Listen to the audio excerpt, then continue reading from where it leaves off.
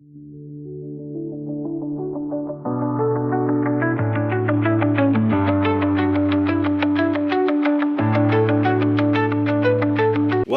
to your in-depth monthly astrology overview and zodiac forecast for February 2026.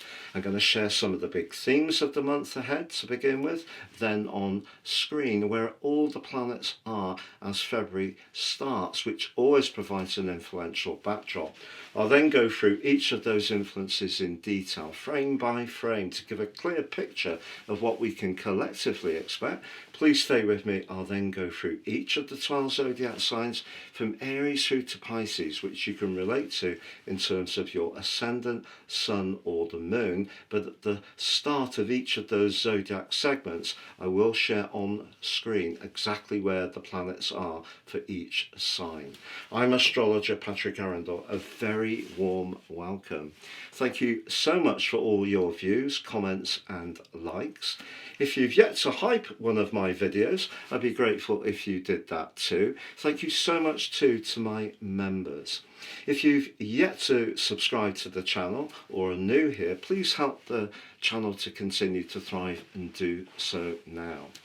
I've extended my year ahead personal horoscope forecast offer at 50% off, so half price, and you can order your forecast now and will get a full 12 months from the time of the order, totally unique to you. You also get my life roadmap report, which gives searing insights in how to understand the patterns that have played out in your life so far. You also get your free gift of your general love Chinese and Indian written forecast for the year of 2026. Please see the link below. So as we go into this month, we do have a full moon. It's in the proud Leo, which is a great zodiac sign for manifesting our individuality. But on the other side of the heavens, we have a collective in the sign of Aquarius, which is very much to do with how we all network and collaborate. So that creates a chasm, if you like. We may find ourselves having to think again about some of our connections or long-term plans. But the modern ruler of the sign of Aquarius ends a 5-month retrograde on the 4th in the sign of Taurus. Now Uranus is going to be leaving the sign of Taurus towards the end of April, the 26th, but this month is going to be very potently linking, not just with the sun and the solar eclipse in week 3, but clashing bitterly with Mars in the last week. What's the implications of that? We're also going to see a big shift from that posse of energy in the friendly Aquarius into the sign of culmination, Pisces, which begins on the 6th with Mercury moving there, but Mercury doesn't thrive in Pisces, it's detrimented. What's the implication? Ironically, Venus follows suit on the 10th, but Venus loves being in Pisces, so we do get some consolation. And just to tell you, Venus is going to be forging a gorgeous link with Jupiter through the last week of this month. If you did meet someone for the first time where there was an emotional as well as physical attraction, that can be very beneficial. But the big news perhaps at the heart of this month, beyond the new eclipse series which begins on the 17th, is that Saturn plays catch up with Neptune, moving back into Aries where it had that brief sojourn last year. And they are going to be conjunct through the second 2 weeks of this month, but that reaches an exact peak and they're completely aligned on the 20th, and that's the first time the Berlin Wall came down. What's the significance of that?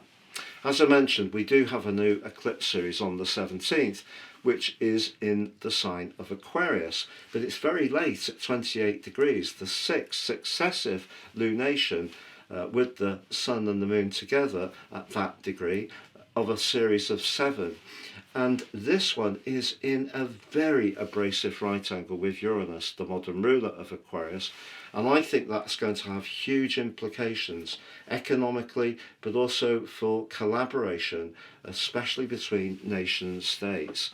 On the 18th, it's the sun's turn to catch up with Mercury and also Venus, moving into the 12th zodiac sign of Pisces, which is watery, it's reflective, but it can also be very spiritual. What's the implication?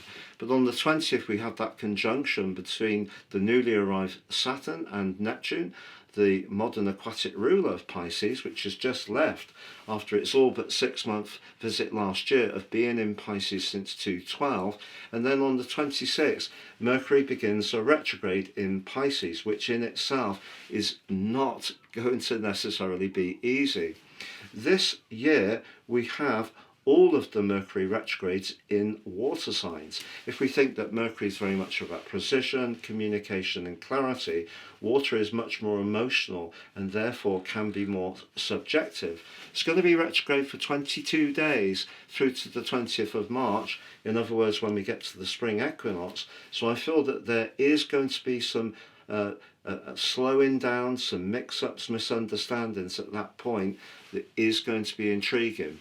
Now, in the last 3 days of the month, we do have a gorgeous conjunction between the retreating Mercury and the advancing Venus, but we also have in the last week a very rugged, abrasive right angle between Mars in Aquarius, which can be hugely idealistic, and Uranus in Taurus, which can be about money, can be about land, can be about agriculture, can be about our values. And some of the things that have been playing out, particularly internationally, about who has the right to seize particular assets, this is all going to reach a fever pitch as we get to the end of this month. So on the screen now is the event chart. And of course, we always need to be mindful of the 2 luminaries. And you can see, as we get to midnight on February the 1st, the moon is on the anaretic degree in the zodiac sign it rules of Cancer, but it's just about to go face to face later in the day with the sun, and therefore we're going to have that lunar eclipse. And that lunar eclipse, which occurs on the 1st, as I mentioned, can be an opportunity for us to rethink our longer term plan, Aquarius. But also, we need to think within that plan, are we expressing our talents, flair and individuality as effectively as we might? If we're caught up in too much people pleasing, not wanting to upset our friends, being a little bit fearful of being different, well, that full moon is asking us to have the confidence to do that. But equally, if a romantic relationship has become a bit too codependent, not enough time spent on individual interests or spending time socially with other friends, it's time to give it permission to breathe a little more.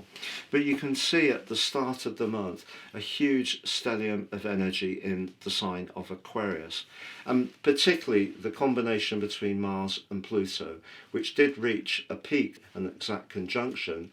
And if we think Mars is very much about ego, but it can also be about action, but also war in its rawest form, and Pluto can be about power that's been hidden. It can be about the underworld, of course, but it can be about deep transformation. The 11th house where they are, Aquarius, based on a zodiacal illustration, is very much about how we're all connected. We may feel that we have individual viewpoints, needs and positions, postures if you like, but I feel that this Aquarius energy at the start of February reminds us not to forget the things we hold dear, even if we don't necessarily have that equanimity in terms of every single opinion. But also at the start of this month, you can see there is a delicious link between Venus and Mercury. And the irony is at the very end of February, if you recall, they're going to come back into conjunction, but in the sign of Pisces, and Venus is exalted in the sign of Pisces, so that's rather nice. But as we go into this new month, there's Neptune just having stepped into the sign of Aries. That 6 months last year, certainly in the UK, we saw a heat wave.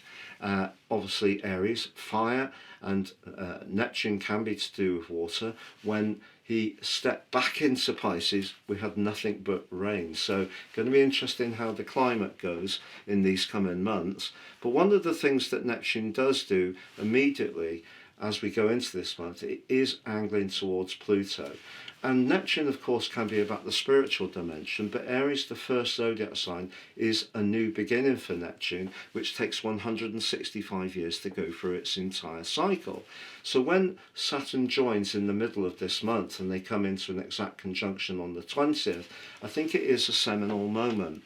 And because Saturn is in its full in the sign of Aries, Aries is about freshness, initiative, courage. Saturn's about limitation and restriction.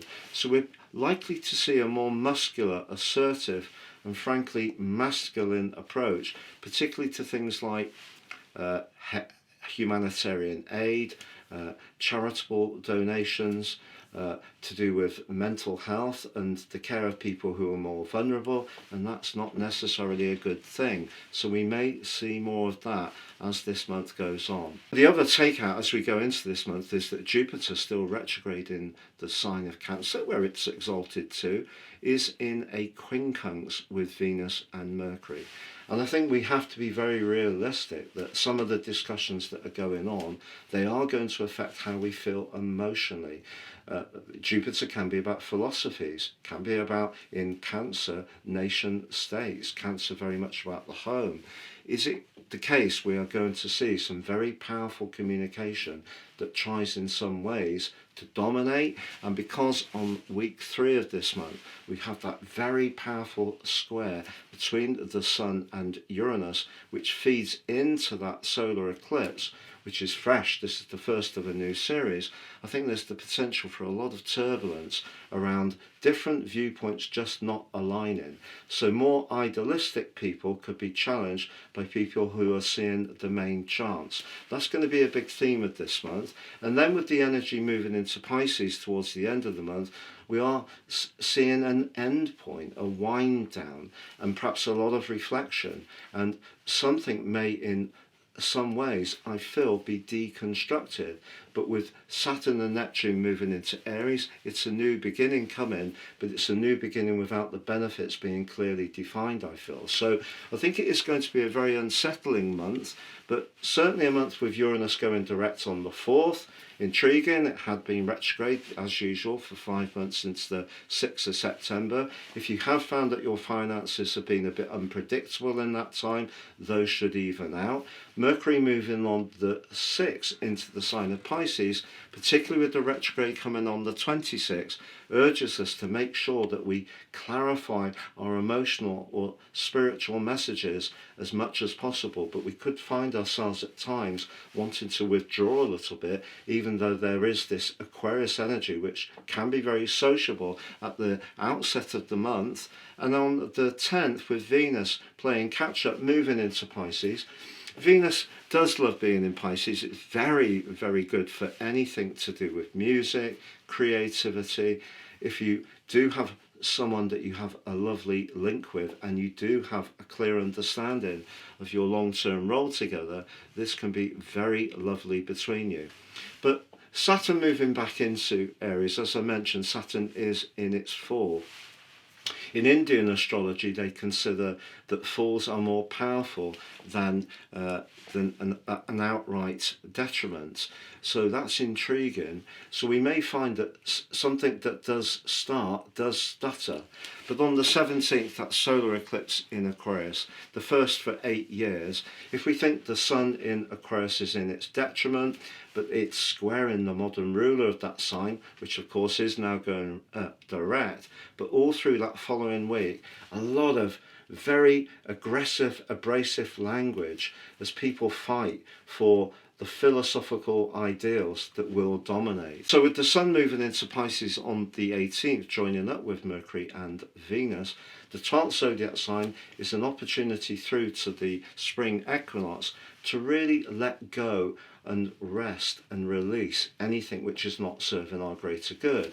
I feel that Pisces is probably one of the most complex of signs, because if you think it could have an element of the characteristics of all the previous 11 zodiac signs, and because it's a very shimmering, opaque influence, and this time, for the first time, apart from those 6 months last year, since 2012, and Neptune is not at home, what are we going to feel? We could find ourselves needing to readjust, and so I think collectively a lot of emotions going to be flowing at the end of this month, but some feisty energy can still come up with that square between Mars and Uranus, which almost turbo charges the solar eclipse square with Uranus and week 3.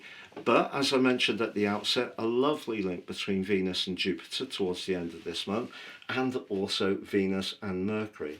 If there is someone we can connect to that's very trusted, sincere, emotionally aware, and we do have a repartee with them, that's a relationship that could be very meaningful.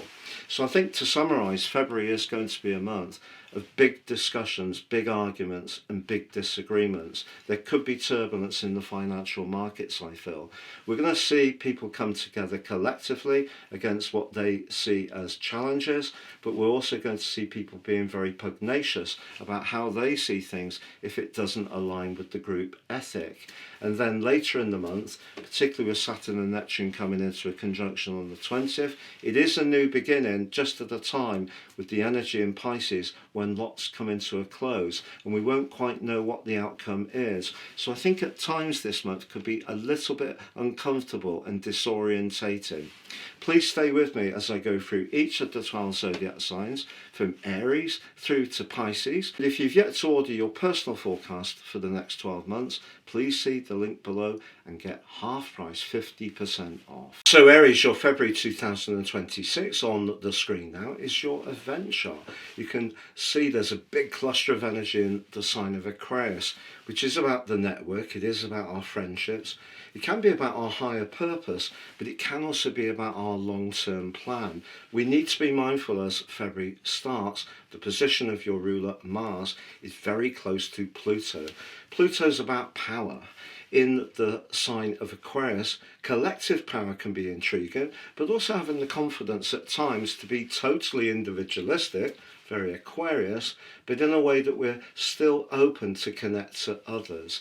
But there may be something you feel very passionate about as you come into this month because of the combination of Mars and Pluto. So I think that's really quite a big influence. If you look to the bottom of the chart, you'll see that the moon is coming to the end of its journey through the sign of Cancer, which it rules. And later on the 1st of the month, it is going face to face with the sun, and that opposition, the full moon, provides a backdrop energy for the following 2 weeks.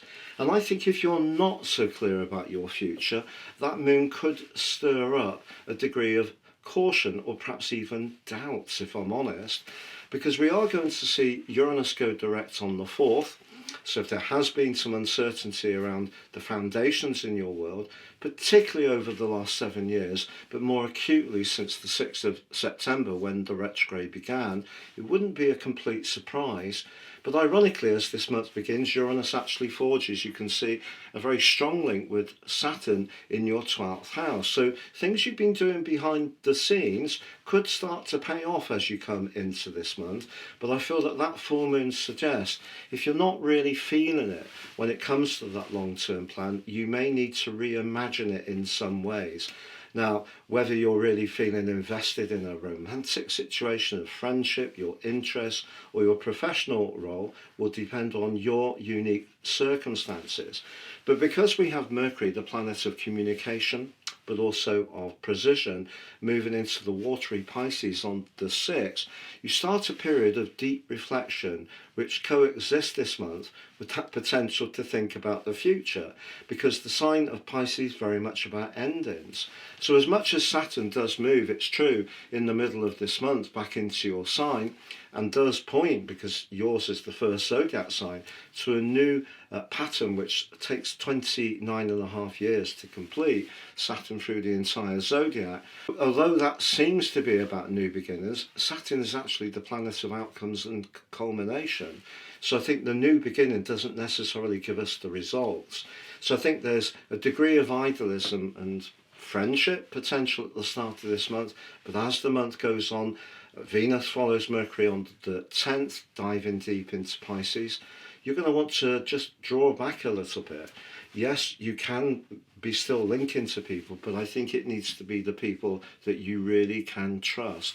And if there are some fair weather friendships, unfortunately I think they could come sharply into focus as this month evolves, not least with the solar eclipse on the 17th, the first in a new series in Aquarius, which is an air sign.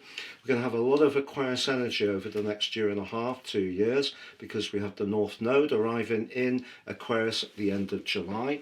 And that is very much about how we can collaborate. But it's also having the confidence to be individualistic within any team or cooperative situation. But because that solar eclipse forges such an abrasive and quite frankly, a steady right angle with Uranus, if you're not feeling it when it comes to your finances and that long-term plan, over the following 6 months, you may have to work at trying to rework what that plan might be, and that could feel rather unsettling. And then on the 18th, because the solar eclipse occurs so late at 28 degrees, the 6th successive new moon, technically at 28 degrees of a series of 7, which in itself is incredible synchronicity. On the 18th, the Sun joins Mercury and Venus in that 12th house. And that need to step back a little bit and just think deeply about things is going to be amplified. But the 20th is the aspect that a lot of people will be talking about, a lot of astrologers, Saturn conjunct Neptune. And for sure, it hasn't happened since 1987, the Berlin Wall came down. What's going to come down or evolve or change now? Well, we saw last year with Saturn and Neptune in Aries a much harsher attitude to people who had perhaps vulnerabilities, challenges, perhaps at times maybe a little bit less forgiving. So the potential for that kind of energy to manifest itself is going to be there. But I feel the potential for confusion is amped up from the 26th with Mercury's retrograde. Mercury already detrimented in Pisces. Pisces is very ephemeral, it's watery, it's opaque, it's sensitive. It can be amplifying, but it also can be in some ways rather subjective. So Mercury going retrograde here, you might start thinking a lot about something from your past, whether it's a partnership, something that happened that wasn't easy. And in some ways, if you embrace the energy of that Mercury retrograde productively, you can make it work for you by going through a deep review. But in the last week of this month, your ruler Mars is back into conflict, going on from week 3 when it clashes with the Sun through that solar eclipse, in the last week clashing with Uranus. And the intriguing thing about this, Aries, to be honest, is when Uranus moved into Taurus for the first time in the middle of May 2018, it clashed with your ruler. And what we've seen since then is already a lot of impulsive, fast-moving, aggressive actions taking place on the world stage. And I think we could see some more as this month draws to a close. But ironically, a beautiful link between Venus and Jupiter as the month closes can be very uplifting. If you do have a reconnection with someone or talk through something of a deeply personal nature, perhaps to a life coach or a counsellor or a trusted friend, you can release something that perhaps has been anchored within you in an unhelpful, energetic way for longer than may have been obvious. And also Mercury in its retrograde does meet with Venus as the month comes to a close. So that potential for reunions, reconnections. So isn't it ironic that we have Saturn and Neptune together in your sign from the middle of the month? They're in a conjunction for the second 2 weeks of February. It's really ironic that as that's happening, we have all this Pisces energy, which in some ways can encourage you to let go of what's no longer working for you and bring something to a big closing point. The new beginning for you, frankly, will occur with the spring equinox in cardinal quadrant 1, and that's going to supercharge you into the new astrological year. So philosophically, psychologically and practically, despite Saturn stepping into Aries to meet up with Neptune, I feel you're on one hand wanting to think about your long-term plan and who you can connect with, that Aquarius energy at the outset, but also becoming much more conscious of the fair weather friends, the things that don't really work for you, and what you need to release and let go, ready for when in March you are going to thunder into that new beginning, which can be truly exciting for you. If you've yet to order your personal forecast for the next 12 months, please see the link below and get half price, 50% off. So Taurus, your monthly forecast for February on the screen now is your event chart. You can see that your ruler Venus very close to the sparkling effervescent vibe of Mercury as you come into this month, but that array of talent, if you like, astral players in Aquarius is very much about your connection with the wider world. Now, if you're someone who feels unfulfilled as you come into February, I think your determination to raise your profile, to create more recognition, to seize a golden prize is going to be formidable. The combination of Pluto and Mars in itself at the start of this month gives you a lot of desire to be more assertive, more confident, and transform something that you don't feel is working as well as it could. But what that combination between Venus and Mercury is asking you to do all through this month is, yes, have that ambition, yes, have that thrust, but also remember to use a degree of charm, which you often have in abundance. Now, ironically, at the end of the month, because both Venus and Mercury are moving into your sector of friendship, they are going to be sparkling brightly together as February comes to a close, but then much more in a social context. So at the beginning of this month, that set of influences at the top of your chart, very potent indeed. But I'll just draw your attention to the role of Jupiter.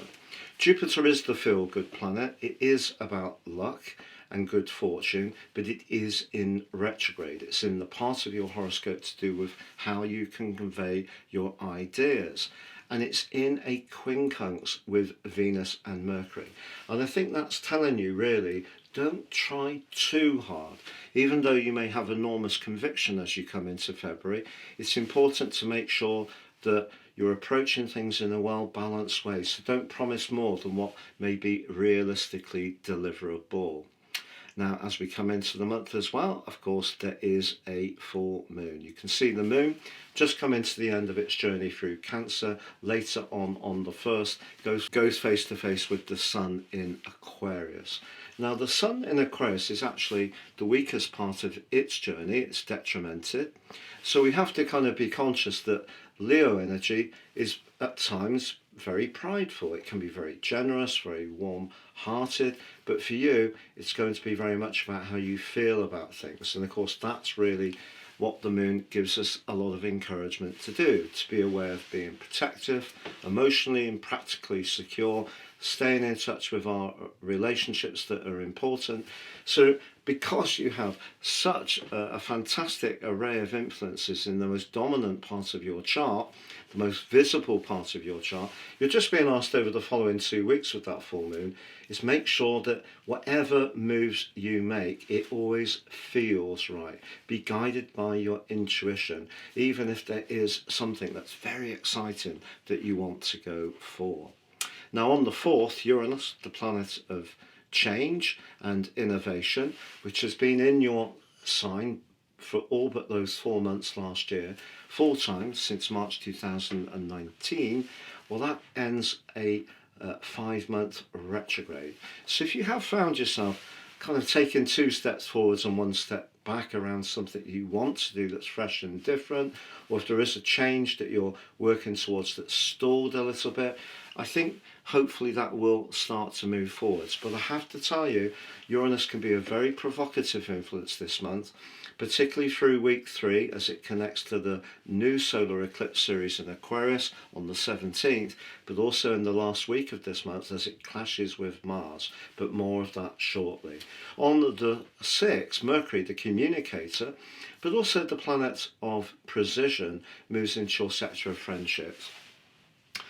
It's going to be joined by Venus on the 10th. That combination, lovely on the face of it. It's just that the watery energy of Pisces can distort and erode the clarity that Mercury feeds off. So I think some friendship issues could get a bit murky as the month goes on, particularly as Mercury goes retrograde on the 26th, but I'll share that shortly. But just be aware that the planets shift or start to shift away from that but real focus on career goals, ambitions and targets, and moves much more into a more socially interactive part of your situation. But on the 14th, Saturn moves into the sign of Aries, which is your 12th house. And of course, Neptune moved there on the 26th of January. If you recall, last year they both had not a very brief visit. Neptune was 6 months, Saturn from the end of May to the start of September. They both moved into Aries, your 12th house. You may have felt at times last year that something was coming to a close. Maybe it was an attitude or some ideas or some ways of being that you had been adhered to for some while that you started to release. So it may have been a very positive experience in some ways, but just be aware that over the years to come, with Saturn now in the part of your chart that's very reflective for the next 2.5 years full time, there may be times when your emotional and psychological well-being will need some extra attention. But it's an opportunity to grow because Saturn rewards hard work and industry. Saturn's also extremely karmic. If you're a little bit older, think back to what started to happen for you 29.5 years ago for a couple of years, and that will be an echo of what you will experience in the next 2 years. But as I mentioned, on the 17th, we have a solar eclipse in Aquarius. Brilliant again if you're wanting to be very ambitious. But if you went for a job in a big corporation or enterprise, which had lots of benefits in terms of perhaps being very visible, responsible, status-wise, but it closed off your ability to be more individual, if you're a natural bohemian, if you like, over the next 6 months of the influence of this eclipse, you could find that something you thought was right for you actually isn't. And that also can be borne out by Saturn and Neptune's new home in your 12th house, which is going to help you to dive deeper in terms of your purpose. But the 18th does see, because the solar eclipse occurs so late at 28 degrees in Aquarius, the 6th of a series of 7 on that degree, which is incredible. But on the 18th, the Sun plays catch up with Mercury and Venus, moving into your sector of friendship.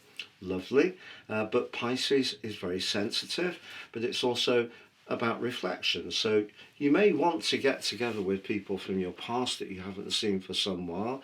But on the 20th, we have the exact conjunction between Saturn and Neptune. Last time this happened was in 1987, the Berlin Wall came down. So we can expect some significant world events. What might they be? Well, Aries is the sign of new beginnings, but for you, ironically, it's the sector of endings. How will that play out? Perhaps you're starting the period of something that is going to close down for you. But as I mentioned, it could be a lifestyle choice, where you live, a job that you're in at the moment that you don't really enjoy. You can use the energy of Saturn and Neptune to grow your spiritual and psychological understanding exponentially over the next few years. But the 26th does see Pisces go into a retrograde. Any plan socially you have through to the end of the month is subject to change. Mercury retrogrades get obviously a bad rap, and they can cause issues with travel, ticketing, internet, technology. That's all a given. But what tends to get out there a lot less, it's an opportunity to actually revisit, relearn, recalibrate that part of life. And this is the part of life for you about your long-term future, your higher purpose, the friendships that are really important to you. And it's going to be retrograde through the first 3 weeks of March, so this is going to be a big opportunity for you. But the last week sees Mars in Aquarius, which can be very assertive for you personally, in a square with Uranus. You might experience quite a lot of tension towards the end of this month if you're not getting what you need as quick as you want around your work, or you encounter someone who wants to dominate you in some way. So if you're more of a free spirit and you work in an organisation where a line manager wants to be a bit of a stickler and let you know who's boss or micromanage what you do, that could be enormously frustrating, and it may see you feeling very feisty and perhaps at times agitated to the point of being very outspoken, because Mars in Aquarius is very much about rebelliousness. But to complement that in a more helpful way, your ruler Venus forges a quite beautiful link to Jupiter as this month comes to a close. And in the last few days, you could have a very special conversation. It might have a romantic dimension, I can't guarantee that, but we do have Mercury conjunct Venus, just like we did at the start of the month, if you recall, but this time in Pisces with Mercury retrograde, so there may be an opportunity to reset a relationship that didn't work out the first time round. Maybe you're going to speak to a friend you haven't seen for years. Maybe you're going to research your genealogy. The 12th sign, Pisces, very much about that reflection. Mercury can be about investigation and communication, and Venus, of course, can be about relationships, but also it can be about money. So you may find yourself rethinking a longer term strategy as this month draws to a close. So lots of threads playing out this month, Taurus, but to summarise, if you've got a clear plan of where you want to head in terms of a golden prize, I think you've got a fantastic chance to seize it. Just be aware that your people skills, your affable way of being, your steadfastness and your charm can be just as important as being very determined and assertive. But as the month goes on, I think your need to connect to other people is going to become much stronger. The social dimension calls out to you. And as much as Saturn and Neptune move in, or obviously Saturn catching up with Neptune in Aries, is a new beginning for us all collectively. For you, it's a new beginning for you to think much more deeply about your life purpose. And that will be quite a journey over the next 2 years. Thank you so much for joining me. Please do like, hype or comment the video. If you've yet to subscribe, do so now. And please also join me at patrickarundel.com. We've made even more changes to the website and it's really coming together now. If you've yet to order your personal forecast for the next 12 months, please see the link below and get half price, 50% off. So Gemini, your February 2026 forecast on the screen is your event chart. Your ruler Mercury is going to be right in the mix this month. It starts very close to Venus as we start the month in the expansive 9th house for you. The host is Aquarius, which can be about friendships, connections, our network, and it also can be about our long-term plan, but the 9th house can be about philosophies, the rule of law and travel. If you do find yourself moving around a lot this month, it really wouldn't be a surprise. And with Mercury so close to Venus, Venus can really help us to enjoy immersing ourselves in any new environment we find ourselves in. But perhaps you're thinking, Mercury, about learning a new language, perhaps to play a musical instrument, signing up for a professional course, or perhaps applying to an institution of higher education. You could find yourself also talking to a professional advisor, an accountant, a life coach, a business advisor, or even a solicitor or attorney because of that 9th house energy. But just to say that Jupiter, the planet of opportunity and fortune, does continue in a very positive part of your chart, but it is in retrograde, and Jupiter can see us overstate things or perhaps have too high expectations, and Jupiter is clashing with Venus and Mercury at the start of this month. So whatever it is that you're very enthusiastic about, full of vim and vigour and want to expand and be more independent and dashing around, I think that Jupiter in some ways can inform you that there's every chance that you're going to be very successful, but overconfidence is not necessarily going to be helpful for you. And the combination of Mars and Pluto, particularly, you can see at 3 and 6 degrees, is one of the most potent in astrology. Pluto is about power and of course rules the underworld. In the 9th house, if you have been taking any shortcuts, the urgency that Mars is bringing to the equation suggests you may start to now encounter some roadblocks. Not least as we go into the month on the 1st, as the moon moves from Cancer later on Monday into Leo. It's very much about being prideful there, and you may want to protect your position because that's part of maintaining your reputation, your sense of allure. But just be aware that you could encounter some very, very determined people who see things very differently to you. So if you are involved in a contractual dispute, you are wanting to get some time off and liberate yourself from a situation that's a bit trying and difficult, you may not necessarily get what you want straight away. Negotiation's going to be important, and one of the key things for you is not to be too dogmatic, because that array of energy, but particularly Mars and Pluto in the sign of Aquarius, may give you a temptation of taking the might is right route, and that's something you should resist. Now, of course, last month, Neptune, the planet of dreams, moved back into the sign of Aries, where it had 6 months last year, and is going to be joined by the planet of outcomes and consequences, Saturn, on the 14th of this month, and they come into an exact conjunction on the 20th, the first time since 1987 the Berlin Wall came down. So we are going to see something significant in terms of the wider world, I feel. Now, at that time they were in Capricorn, very much about physical culmination, and ironically, of course, Capricorn rules structures, therefore walls, and Neptune can erode. The sign of Aries is the beginning of a journey, but it's also for you about idealism, standards and higher values, can be about friendships. So as Saturn rejoins Aries, just be conscious there could be some of those themes that start to develop. But on the 4th, Uranus, the planet of freedom, the modern ruler of the sign of Aquarius, ends a retrograde that began at the start of September for 5 months.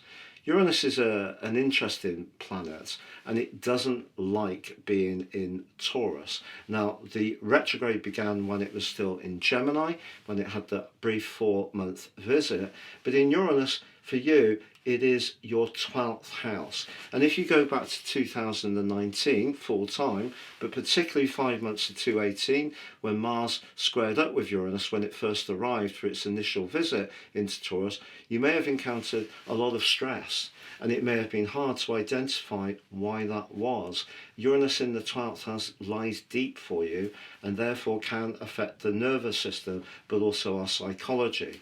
And Uranus is going to be clashing, as despite it going direct in week 3 of this month, and it is threaded very closely through the new solar eclipse series that begins in the sign of Aquarius on the 17th. So if there is something that's been hidden, it could erupt into the open, and it may be something you don't want to look at.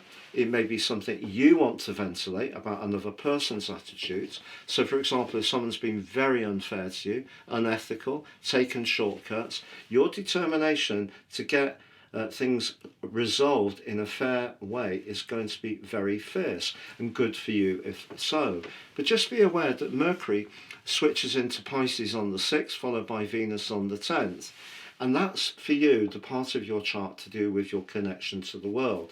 Now, Venus here is blessed, it's exalted, charm will get you everywhere. But Mercury can get a bit befuddled and confused in Pisces. It's in its detriment, and we do have the retrograde that begins on the 26th. So some kind of goal or ambition may start to be challenged a little bit at this point of the month. Saturn moving into the sector of your connections to others, your network, but also higher principles on the 14th. The solar eclipse seeing things coming into the open that may be that you want to keep quiet, or someone else wants to keep quiet, or perhaps it's just your own emotions just feel that much more turbulent. But on the 18th, the Sun joins up with Venus and Mercury in the sign of Pisces, and that does give you a chance through to the spring equinox to really work hard on raising your profile. But if you have wanted to change something as you come into this month and have felt very restless but haven't quite known what it is, it wouldn't be a surprise if suddenly, even if you've done a job, provided a role for a long time, that's the area that you want to shake up the most. But because we have on the 20th the Saturn-Neptune conjunction, that just asks you to think about what is going to prevail in your life and what might get eroded. So the 26th of Mercury going retrograde suggests you may have to rethink some of those goals and ambitions. It won't necessarily go in a straight line. And because the last week of this month, it's Mars's turn to clash with Uranus. So Mars in the 9th house really can be very rebellious. This could be something on the world stage that comes more sharply into focus, where people have very powerful opinions, and because Uranus is in the part of the overall chart for everyone that's to do with money, resources and land, that could be the area that the tension point lies. But if it does play out in your situation, you could feel a bit buffeted. But just be assured that Venus, the planet of money, actually forges a beautiful link to Jupiter as this month draws to a close. For despite some kind of change or reset going on, I feel that you could get a very significant financial offer or have some kind of windfall, piece of fortune as the month draws to a close, which could be absolutely delightful. And remember, Mercury, your ruler, combines again with Venus as this month draws to a close.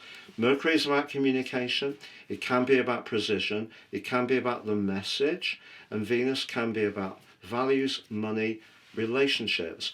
Work on those relationships because a reset is possible towards the end of this month for sure. To summarise, Gemini, as you come into this month, you could feel full of excitement, want to shake things up, push for changes, but you could be very invested in your philosophies. But you may encounter people who see things very differently to you, and you need to be aware and open to a discussion. Otherwise, all sorts of things could be triggered, which may be really, really unsettling. But later in the month, even if you do decide to think again around a job or a goal or an ambition, that rethink through Mercury's retrograde can actually be very important. If you tune into the more emotional energy of Pisces, embrace it, don't reject it, because it can help to guide you instinctively towards the thing that's good for you. And some good fortune can come from what changes this month. So what disrupts actually frees and liberates you to move in a new direction which is more appropriate for you. Thank you so much for joining me. Please do like, hype or comment the video. If you've yet to subscribe, do so now. And please also join me at patrickarundel.com. We've made even more changes to the website and it's really coming together now. If you've yet to order your personal forecast for the next 12 months, please see the link below and get half price, 50% off. So Cancer, your February forecast on the screen, your event chart, your ruler, the moon, on that fated 29th degree as we enter February, but later on the 1st, moves into Leo and goes face to face with the sun. So you have a full moon, which will provide a very powerful backdrop for the first 2 weeks of this month. And just in a very practical way, that could see you trying to balance the ins and outgoings of your finances. The 8th house very much about your future, and the 2nd house, where the moon is, very much about the immediate position. So that's everyday money, can be your sense of self-worth, your values, but also a need for stability. Now the 8th house is much more to do with the connection to others, and it can be where we're very devoted. And because there's such a cluster of energy there as you come into this month, if there is someone you're aligning with positively, this really could be very special. The evolution, the transformation that goes on can see you stepping into a much deeper commitment. But you know, ironically, the converse can be true too, because the 8th house can be where things come to a close too. So whether it's spiritually, whether it's in terms of long-term financial planning, whether it's business ideas, partnerships, or in a romantic dimension, you're going to find out this month whether there is a true connection or not. And that is amplified really by the role of Jupiter. Jupiter is exalted in your zodiac sign but currently remains retrograde. But if we go back to when Jupiter arrived in May, it clashed immediately with Saturn and they came into an exact square in the middle of June. So that wasn't really very welcoming, because Jupiter visits our sign every 11 or 12 years. And for you this time, that didn't give you that uplift you'd ordinarily expect. But as we go into this month, please just see that Jupiter is in a discordant angle to Venus and Mercury. On the face of it, forging a beautiful, delightful conjunction as we enter the month. And if you are in any way doing something thoughtful around marshalling your long-term finances, squeezing a bit more from them, perhaps flexing in some ways, but if it's to do with pensions, savings, inheritances or legacies, that Venus-Mercury conjunction very helpful. Where it can be tested is that Jupiter can be overconfident. So if there is a situation that you want to manifest on an individual basis, but you do need to connect or support, or you do need the support from others, perhaps a financial institution, you will need to make sure that whatever you're proposing is going to be feasible. However, the other energy at the very start of this month is that Pluto-Mars conjunction, because that's hot, but it's very impulsive. And it's very much to do with desire. So just be aware that you could be drawn towards someone, perhaps, or something, maybe an expensive item that might not necessarily be good for you. So just bear that in mind. But on the 4th, Uranus, the planet of freedom, independence and higher truth, which has been rotating backwards through the heavens for the last 5 months, does go direct. Now, it started that journey for you in the part of your chart to do with what's hidden, not obvious, the more psychological domain. More recently, it's been perhaps asking some questions about your connections as far as friendships are concerned, alliances, your network, but also your higher purpose. And that higher purpose, to be honest, despite Uranus going direct, is going to be tested as you go on through this month. But you do have Mercury arriving in your fellow water sign of Pisces on the 6th, followed by Venus on the 10th. Now, Venus loves being in Pisces, but Mercury most certainly doesn't. Mercury thrives on clarity, on accuracy. The sign of Pisces can be very, very opaque. So if you are discussing anything of a contractual nature or anything to do with a travel plan, or you're taking some legal advice, it will be very important to make sure that all the details are really very clear. Venus, however, particularly if there has been intensity around a romantic situation, can help you to get in touch with what the truth is for you. But if you do have a love of travel, breaking out, visiting different places, Venus moving through Pisces can be absolutely delicious. But on the 14th, we do have Saturn return to Aries. If you recall, on the 25th of May last year through to the 1st of September, Saturn joined Neptune right at the top of your chart. It may have coincided with a time when you took on more responsibility in the wider world. A promotion, started your own enterprise. Perhaps it was to do with the family, maybe something to do with a property. But because Saturn rotated back into the part of your chart, it's very much to do with your need to adhere to your values, to be in touch with what's really important to your higher principles. You perhaps have not been quite so connected to that worldly part of your chart. Now, Neptune, of course, moved there on the 26th of January, may have created some hope to do something more creative. Saturn is going to be here for the longer term, just like Neptune, but not as long as Neptune. So over the next couple of years, if you really do want to build up your profile, you want to gain greater recognition, you have a clear path in mind towards something you want to achieve success with, the harder you work, the more application you put in, the more perspiration you generate, the greater the chance you will have a breakthrough. But as ever with Saturn, that can be the reward. It is the planet of outcomes and consequences. But in the sign of Aries, it's not its best location, because Aries can be about new beginnings. And if you're involved in something professionally that you're not truly enjoying, I feel that there could be a little bit of a pinch point. And that can become more obvious to you when on the 17th of this month, the new eclipse series, beginning with a annular solar eclipse in the sign of Aquarius squares off with Uranus, now travelling forwards. And Uranus is in that part of your chart to do with being a bit more idealistic, whereas the solar eclipse in the part of your chart to do with where you're very deeply invested. But Uranus, of course, can be the planet of freedom. So if there's any situation in your life that you feel a bit controlled around, hemmed in, it's not quite working for you, the way Saturn might show up is there may be a need to liberate yourself from one situation, but in order to solve that issue, you may have to take on more responsibility.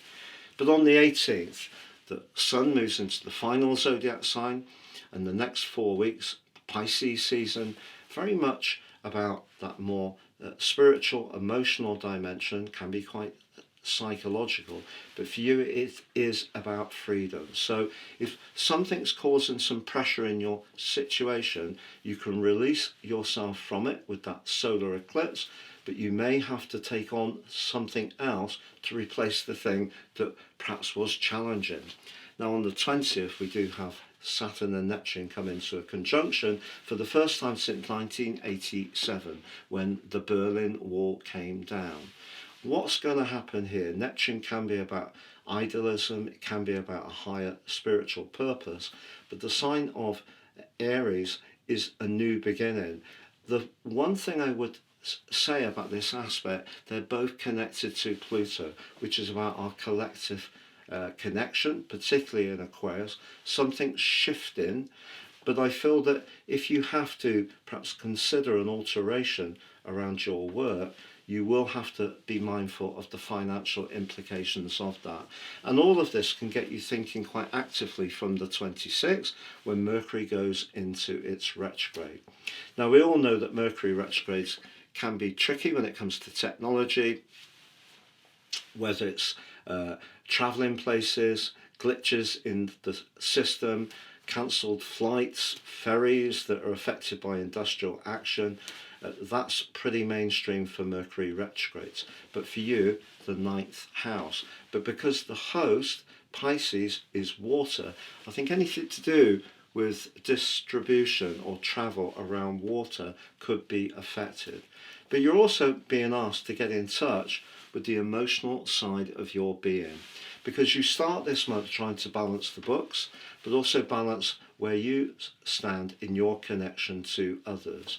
And if you're not feeling it, one of the things you can gain from the Mercury retrograde is to get in touch and deeply work through and be mindful of your soul purpose.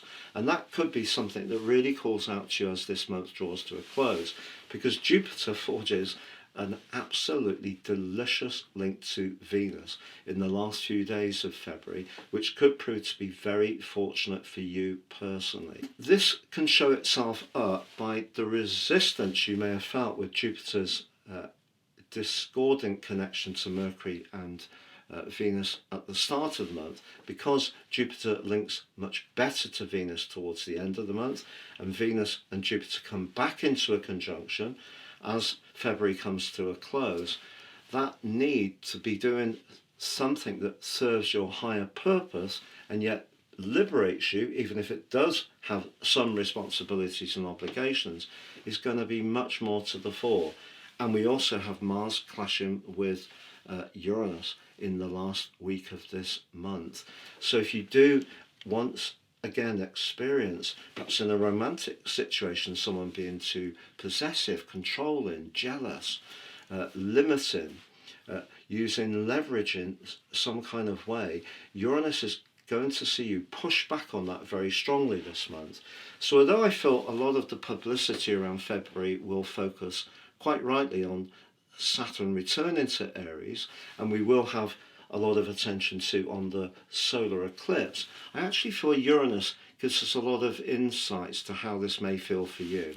Because Uranus, whilst it's still in Taurus, even though it's been for us all collectively a very, very tricky transit full time, apart from the 4 months last year in Gemini, ever since March 2019, for you personally, it's perhaps given you a chance to actually do something that's much more in keeping with your higher principles. So in other words, expressing your more authentic self. So I think to summarise this month for you, Cancer, some real life opportunities are there in terms of the tangible part of life, the second, eighth house, money. But it could be that something you're rather attached to may need challenging with that full moon the first 2 weeks. And you may know about that attachment because, for example, you may be doing a job that's well paid that you don't really enjoy, or perhaps you don't like the people very much, or within the organisation you're not given a chance to flourish in terms of your individual talent. That's all very Uranian, to be honest. But Saturn's saying to you that to liberate yourself from one situation, you may have to take on more obligations in another way. And as long as you're conscious of that, I think the Pisces energy threaded through the latter part of this month do and will give you a chance to be much more in touch with what really works for you at the more spiritual, soulful level. Thank you so much for joining me. Please do like, hype or comment the video. If you've yet to subscribe, do so now. And please also join me at patrickarundel.com. We've made even more changes to the website and it's really coming together now. If you've yet to order your personal forecast for the next 12 months, please see the link below and get half price, 50% off. So your February 2026 forecast on the screen is your event chart with a big cluster of energy, a stellium in the sign of Aquarius, which can be progressive, open-minded, very much about friendship, long-term plans, but it can be rebellious. But the seventh house for you can be your connections to others. That can be in terms of friendships, it can be to do with interests, it can be to do with business partnerships, but it can of course be to do with personal relationships. Now, having Venus in the seventh house as you come into this month, pretty close to your ruler, the Sun, is a glorious location for her. She's also very close to Mercury. That sparkling combination can help you to sharpen up your listening skills but use your diplomacy to the max. But if you look on the other side of your chart, the moon starts February just shielded in the 12th house of your chart, but will emerge into your zodiac sign later on the 1st and go face to face with the Sun in Aquarius. So you have a Leo full moon. So the following 2 weeks is going to ask you to think about those connections, but to make sure that your voice, but your individuality and your radiance is not lost in terms of how much you're giving to other people. And those alliances that are highlighted by Aquarius could be all sorts of connections, friendships, around interests, business colleagues, but it can also be around personal relationships and intimate ones too. But the conjunction between Venus and Mercury, although it is delightful, it is in a challenging angle to Jupiter as we go into this new month. Jupiter, since May last year, has been asking you to become much more conscious of the spiritual dimension of your life. You may have found yourself doing some deep thinking. You may have downloaded knowledge or worked with someone to do with your emotional health or spiritual dimension, and that may have been very valuable. But Jupiter enters this month still in retrograde, but it is in an inconjunction, a quincunx with both Venus and Mercury. And if there is any nagging doubt in the back of your mind around certain connections, I feel that that aspect is going to be powerful. And the full moon, frankly, could make you much more conscious of where you don't feel heard or respected. If you feel it's a case of a lot of give but not so much get, those relationships could be scrutinized by the power of the full moon. But also because Mars, the planet of action, and Pluto, the planet of transformation, are very close together as you go into this month. If you're not feeling it and someone isn't showing you respect, you could be much more assertive about letting them know about what your boundaries are. And good for you if so. But also the planet of rebellion, Uranus, ends a long retrograde on the 4th. Now Uranus is going to be a major player this month. Despite going forwards, it is going to clash with the solar eclipse of the 17th, the first in a new series in your sector of relating, Aquarius, but it's also going to clash very powerfully with Mars towards the end of this month too.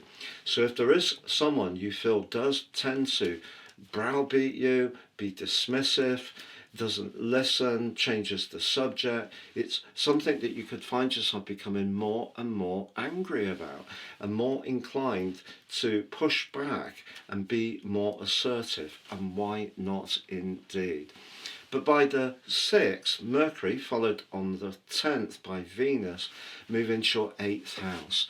The 8th house is a very spiritual dimension because it's the final zodiac sign, very much to do with culmination, Pisces, and Mercury here can be a bit blurry. It's harder to keep clarity, particularly around things like long-term financial planning and shared resources. But it is joined by Venus on the 10th, and Venus loves being in Pisces. If there is someone you're really getting on well with, the move of Venus, particularly into Pisces, can help you to get much closer to them. You could also benefit in a long-term relationship by a partner or a colleague's good luck or good fortune, and perhaps even financially. But on the 14th we get the event that I feel will grab the most interest this month, and that is Saturn returning to the sign of Aries.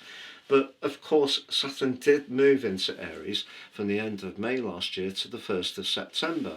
And if you did find yourself thinking a lot about your purpose, your higher values, education, even around where you locate your life, I really wouldn't be surprised. Now of course Saturn rejoins Neptune like it did last year, and they are coming into a perfect conjunction on the 20th.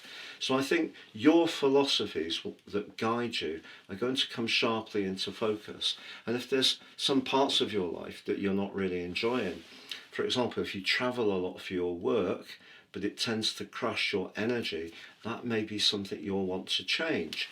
If you feel that your life is a bit humdrum, it may be that you're going to have to work hard to learn some new skills or knowledge in order to change things. Saturn is always multifaceted. And of course, Neptune being there as well is very dreamlike. And there may be a part of you that starts to think a lot about long distant travel or unusual places, and can be very evocative. But Saturn moving here does forge a terrific link to Pluto in that sector of relating. So just know that if there's something that you want to evolve and you need to be more assertive about that with someone close to you, that combination can be very helpful. But I think the big event really for you is on the 17th of January, because then the first of a solar eclipse series in Aquarius for 8 years forges a very tense angle to Uranus, which is in the part of your scope to do with your connection to the world. And if there are some people that you work with that you don't find easy, who tend to be very changeable, who don't understand that you actually enjoy a degree of stability and continuity, that could be something that shows up a lot in the following 6 months. But by the 18th, the Sun plays catch up with Mercury and Venus, diving deep into your 8th house. If there's something that you need to mull over and think deeply about, especially around a relationship matter, you're going to be doing it over the following month. But on the 26th, Mercury does go retrograde. And if you are thinking about anything to do with investments, long-term financial planning, a business matter, a long-term loan, just make sure you've really got all the details very, very clear. But Mercury retrogrades give us opportunities, and that tends not to get flagged. Only the fact that it can cause issues with travel, with ticketing, with technology, all which we know can occur. But I think for you, the opportunity is to understand what you truly want from the most invested and deepest relationships in your life. Now, through the last week of this month, we do have Mars and Uranus in a very abrasive right angle. So again, if you're not really enjoying your work, and it is to do with the connections you have with others, which seem unpredictable or seem very forceful or very edgy, then again you could be thinking about the potential for a change. But pleasingly, there is a beautiful link between Jupiter and Venus as the month comes to a close too. You may find out about something that has more value for you, and it could be financial than you may have realised, which could be very pleasing. But also, as the month comes to a close, Mercury and Venus are in a conjunction, as they are, of course, at the start of the month, but in your 8th house. So whatever you're thinking about at the start of the month, Leo, as far as balancing what you give and get around relationships, or if you meet someone new who's very exciting and brings a sense of spark and anticipation to your life, by the end of the month, it's the evolution from all of that that's going to be so powerful. And 8th house energy can be very psychological. There may be something you need to release in order to gain something new, create the space within you. And it may be around a very intimate relationship, but the converse could be true. You could find yourself becoming more devoted and much more connected to someone that's very special and worthy of you. Thank you so much for joining me. Please do like, hype or comment the video. If you've yet to subscribe, do so now. And please also join me at patrickarundel.com. We've made even more changes to the website and it's really coming together now. If you've yet to order your personal forecast for the next 12 months, please see the link below and get half price, 50% off. So Virgo, your February 2026 forecast on the screen, your event chart. Your ruler Mercury very close to Venus in the friendly sign of Aquarius. Now Venus can be very creative in the 6th house. Aquarius energy can be innovative, and Mercury of course can be about communication as well as about precision. Now if you're a maker or a creator, getting together with other people, whether it's in a physical sense or even online, can be a really enjoyable thing for you to do as you come into this month. And that connection, that sociability that comes from Aquarius, a fabulous way to share ideas and inspire each other. But if we think about the big picture for you, Pluto, the planet of change and transformation, but also deep power, first moved into the 6th house of your chart, where he still is, for 10 weeks in March 23. Now he's been in Aquarius full time since the end of February 24 and has been asking you to become more conscious of some of the things that could change around your daily routines, some of the things that may have worked well for a long time, perhaps around your job, your attitude to diet, fitness, exercise, sleep. He's asking you to think about all those things and perhaps reform them, because Pluto can be about rejuvenation, rebirth, as much as making us more conscious of what we may need to release. But just note that Pluto is very close to Mars as you come into this month, and that combination could give you a degree of punchiness if you feel that someone's being unfairly critical. But you also need to be conscious that you could use that yourself. And because the full moon occurs later on the 1st, the moon moves into the sign of Leo, and 12th house full moons are particularly complex. The 12th house in traditional astrology is said to represent secret enemies. I think in a modern context, the 12th house is more to do with our psychology, but it may also be to do with the parts of life we don't really want to look at. So the shadow side of our personality, perhaps how people perceive us in a more negative way.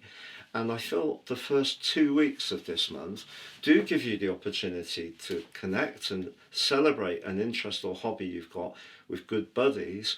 But at work, if there is an issue that's been festering beneath the surface and hasn't really quite been working, now you may be conscious of this, you may not be, then the possibility is that an opponent or a critic might start to stir things up, but they won't necessarily tell you straight out. The 12th house, unfortunately, can be to do with the dark arts. So just be aware that you will need to be on your game with the details, which you're usually brilliant at, but there may be something that is shifting because of Pluto that you're not actually wanting to change. But the more you hold on to how it has been, even though it is changing, the more painful the process can be. So I think you can use the energy of your ruler in its conjunction with Venus to try to cool down the intensity that Mars and Pluto can create, because that combination could see that more critical side of your nature come out, and you could punch across your critique in a very direct way, but it could see some incoming. It could see someone being very pointed in terms of your situation. Just also be aware that Jupiter, the planet of growth and optimism, is in a retrograde as we start this month in the friendly 11th house, but isn't aligning quite so well with Mercury and Venus. So there may be certain fair weather friendships that could be tested a little bit earlier in this month. Now Uranus, the planet of rebellion and freedom, has been in its 5-month retrograde since the 6th of September. But when that process first began, he was in the part of your chart to do with your connection to the world, your work. More recently, back into the part of your situation to do with being more freedom-loving and perhaps also more spontaneous. But he is going to be challenged in 2 phases this month, despite going direct. However, on the 6th, your ruler does go into your opposite sign. Mercury in the 7th house asks us to sharpen up our listening skills, but that's difficult in the dreamy drifting energies of Pisces. So important to work on that, but he is followed on the 10th by Venus, and Venus in the 10th house is as good as it gets. It's also exalted in Pisces, so loves to be here, and they're going to be followed by, on the 18th, the Sun. So relationship matters are going to come much more sharply into focus through the second half of this month. But I feel the big news story a lot of astrologers will be talking about is Saturn. Saturn returning to Aries on the 14th, and it's going to be there for the next 2.25 years. However, of course, Saturn did have a brief visit last year. And if you remember, from the end of May to the 1st of September, if there were any tensions around shared finances, long-term investments, they may have showed up then. Saturn can be very scrutinising, and it can be difficult, but it can bring opportunities. If there's a more entrepreneurial part of your nature that you haven't been using, Saturn could push you to engage with that over the next couple of years. Of course, Neptune moved back into Aries last month, and the two come into an exact conjunction on the 20th of this month. The last time they did that, the Berlin Wall came down. So it is a big deal, and for you, I feel there may be something around your deepest connections that you need to become more conscious of. In some ways, Saturn can ask us to be firmer around guardrails, so more aware of boundaries, but at the same time, Neptune can dissolve boundaries. So it's a conundrum. But the thing is that Saturn is going to move forwards quite quickly this year. But if you are thinking about those shared finances or long-term financial planning, I think some extra care is needed. But on the 17th, the first of a new eclipse series, of course, one still going on between your sign and Pisces, but this one is in Aquarius, the first for 8 years. Aquarius, again, about those everyday routines, your approach to health, fitness, diet, well-being, and so forth. But this one clashes bitterly with Uranus. And for you, the 6th house where this occurs, just like those planets at the start of the month, is really celebrating your ability to be very applied, very conscientious, take your responsibilities seriously. But because Uranus is pushing this solar eclipse to make you aware of where you feel hemmed in, limited, or held back, the following 6 months could see some disruption around your work, particularly, I feel. So if you don't really feel that all that application you've shown is really being appreciated in the current situation, it does point towards some kind of evolution. The Sun playing catch up with Mercury and Venus on the 18th does help you to work on your connections to others, but on the 26th Mercury goes retrograde. So however much you try to reach into how other people feel, the signals you get back could be a little bit confusing. For through the end of this month. But just be aware that friendly Jupiter forges a beautiful alliance with Venus through the last week. And if there is one friend that you have a special accord with, it could be more than just spending time with each other. It may be that there is a romantic attraction attached to it too. But through the last week, Uranus is back in action, clashing with Mars. And that's a very abrasive influence. When Uranus first went into Taurus in May 2018, he did clash with Mars. And we've seen ever since then a lot of turbulence, particularly around the cost of living, which is Uranus, Taurus, money, agriculture, land grabbing, unpredictability, and the potential for that in your situation as this month draws to a close, I think is really where you feel that you are being more sacrificing, but it's not appreciated, and that can make you much more mindful of the need to break out and do something much more spontaneous. So however much you like to keep things very much in a rhythm, to have that routine that's very neatly calibrated, I feel towards the end of this month, if there's anything that's very inhibiting for you or isn't very pleasant and people are taking you for granted in any way, you could find yourself by the end of this month really wanting to stage a major rebellion. But the rebellion most of all might be against yourself and your preference for a meticulous metronomic lifestyle, which may really need to change at this present time. Thank you so much for joining me. Please do like, hype or comment the video. If you've yet to subscribe, do so now. And please also join me at patrickarundel.com. We've made even more changes to the website and it's really coming together now. If you've yet to order your personal forecast for the next 12 months, please see the link below and get half price 50% off. Libra, your February 2026 forecast on the screen, your event chart, and Venus, your ruler, very close to the sparkling energies of Mercury as we go into this month. What a combination. That's really exciting. But you also have, of course, those other players in Aquarius, which shares your air triplicity. So we're talking about communication. But Aquarius in the 5th house for you is showcasing your talent. And you also have Pluto and Mars very close together too. Don't underestimate your sex appeal. They're going to animate it hugely.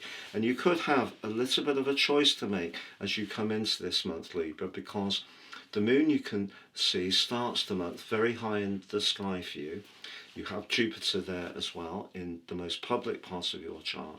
But later on the 1st, the moon goes face to face with the sun and we get that proud Leo full moon. And over the following 2 weeks, the choices may be, do you continue to invest a lot of energy, spirit and enthusiasm in the things that inspire you, or are you mindful of the needs or points of view of the people you're connected to? And that's that 11th house energy with the moon. And to be honest, there are times when we do need to be utterly single-minded. And certainly Mars and Pluto can give you a lot of strength of purpose. But just be aware that Jupiter does forge a quincunx with both Venus and Mercury at the start of this month. So if there is something creative you're doing that could have some kind of impact on your professional situation, or you want to raise your profile, talk to someone influential, it will be really important that added to the flair and ingenuity that you're going to show, that the details are really sound too, that you don't rush those. And of course details often come from the energy of Saturn, which is quite gritty, and over the last couple of years, apart from that brief sojourn into Aries last year, Saturn has been asking you to work very, very hard and to be very sacrificing and aware and conscientious. Now, Saturn is going to move at the heart of this month, which some astrologers will say is the big story. I feel the biggest of the stories this month is actually to do with Uranus. Uranus goes direct on the 4th after a 5-month retrograde. However, it started that journey initially in Gemini, which shares your air triplicity. More recently going through the 8th house, and it is going to be in the 8th house through to the 26th of April. Now, over the last 7 years, all but those 4 months in Gemini last year, that 8th house energy is very much about deep connections, long-term financial planning, business matters, and all of those areas may have been unsettled, unpredictable, and that might not have been easy. And this month, because Uranus is going to hit into a very tense and potentially challenging square with the Sun in week 3, and then comes into an even more testing right angle with Mars in the last week, if there is something around a connection which is inhibiting, you may need to face it once and for all. And that's where Saturn can come into the equation, I think, because it's very much about you setting boundaries.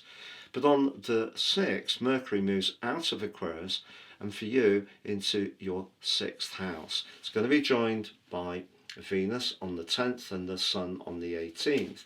But Mercury in Pisces is a really challenging part of its journey, to be honest. The wateriness of Pisces and the mutability, which the two signs that Mercury rules of Gemini and Virgo both share. But here, because of that more opaque energies of Pisces, the details could be harder to grapple with, particularly from the 26th when Mercury goes retrograde, but more of that shortly. But what Venus moving into Pisces, which is a much better fit, asks you to do is at times, just show good grace. If there are some things that you do need to grapple with that are a little bit niggling, perhaps even a little bit dull, just try to go with it. But on the 14th, as Saturn does return to Aries, but forges a brilliant link to Pluto, which it will do for the next month or so, it is giving you an opportunity to be firmer about where you will say no. And if that's something that you have struggled with in your life, because I think Libran people, you are a cardinal sign, you are a leader, and when you're cross, you can show some of the characteristics of Aries. But I think a lot of Libran people do lean into other people, can be very skilled listeners and communicators. But if you felt that there's been a lot of give and not always a lot of respect back, the desire to firm up your boundaries is going to be enormously strengthened over the next 2.25 years. But on the 17th, we have a solar eclipse in Aquarius, the first for 8 years, but in that tense right angle to Uranus. If there's someone that you're deeply attracted to as you go into this month, and with Mars and Pluto in a conjunction, if there is someone you're intimate with, it can be hot. But you could reach a point where you're considering whether having that electric sexual chemistry comes at some kind of cost. Because Saturn moving into the 7th house can see you crave for some kind of stability. So if someone tends to be very changeable, maybe uses some less than admirable traits, is rather jealous or controlling or possessive, that's something you're going to resist in a big way. But the Sun moving into the sign of Pisces on the 18th to join up with Venus and Mercury also asks you to be pragmatic. So on the 20th we do have Saturn and Neptune in a conjunction, but this time in Aries for the first time since 1987. Then it was the Berlin Wall that came down. What's going to change now? Well, it's a new dawn. Aries is the first zodiac sign. Saturn's not a great fit, and of course it's a fire sign, and Neptune's watery. So I think we're all going to be sort of working at this, but for you it's very much about relationship matters. Big shifts are going on there, but because Mars and Uranus are in a square towards the end of this month, I feel that you're going to be much clearer about what you will or will not accept, even if it does take some drama out of your life that is in some ways somewhat addictive. Because if you do have a very sparky relationship, that can bring a lot of colour and a lot of passion to play, but I think you're going to become much more determined about when to say no and getting people to be much more conscious of respecting you. But in terms of your professional interactions, your ruler Venus forges a fantastic link with Jupiter as this month draws to a close, and a good piece of news could come up around your professional situation, maybe even a new contract. And as the month comes to a close, Mercury and Venus, just like they started the month, are back in conjunction, but with Mercury in a retrograde. So details will be extremely important from the 26th, because as I mentioned, Mercury in Pisces can be very tricky anyway, and that is going to be heightened from the 26th onwards. But as ever with Mercury retrogrades, we can think about the details that go wrong, or we can work on what we can improve. And for you, the 6th house can be about things like diet, exercise, nutrition, rest. And the more you think about Mercury or talk about those topics, and the more insights you gain, the better it's going to be. Thank you so much for joining me. Please do like, hype or comment the video. If you've yet to subscribe, do so now. And please also join me at patrickarundel.com. We've made even more changes to the website and it's really coming together now. If you've yet to order your personal forecast for the next 12 months, please see the link below and get half price, 50% off. So Scorpio, your February 2026 forecast on the screen, your event chart. Your two rulers are very close together as we go into this month, Mars and Pluto. Now Pluto has been in the sign of Aquarius full time since November 2024, but Mars is a recent addition, and what you can get with Mars and Pluto together is quite a combustible conjunction, because the sign of Aquarius inherently has a tension. On one hand, Aquarius is about being progressive and it's about welcoming change because of its modern ruler of Uranus, but its traditional ruler of Saturn is very much about keeping things steady Eddie.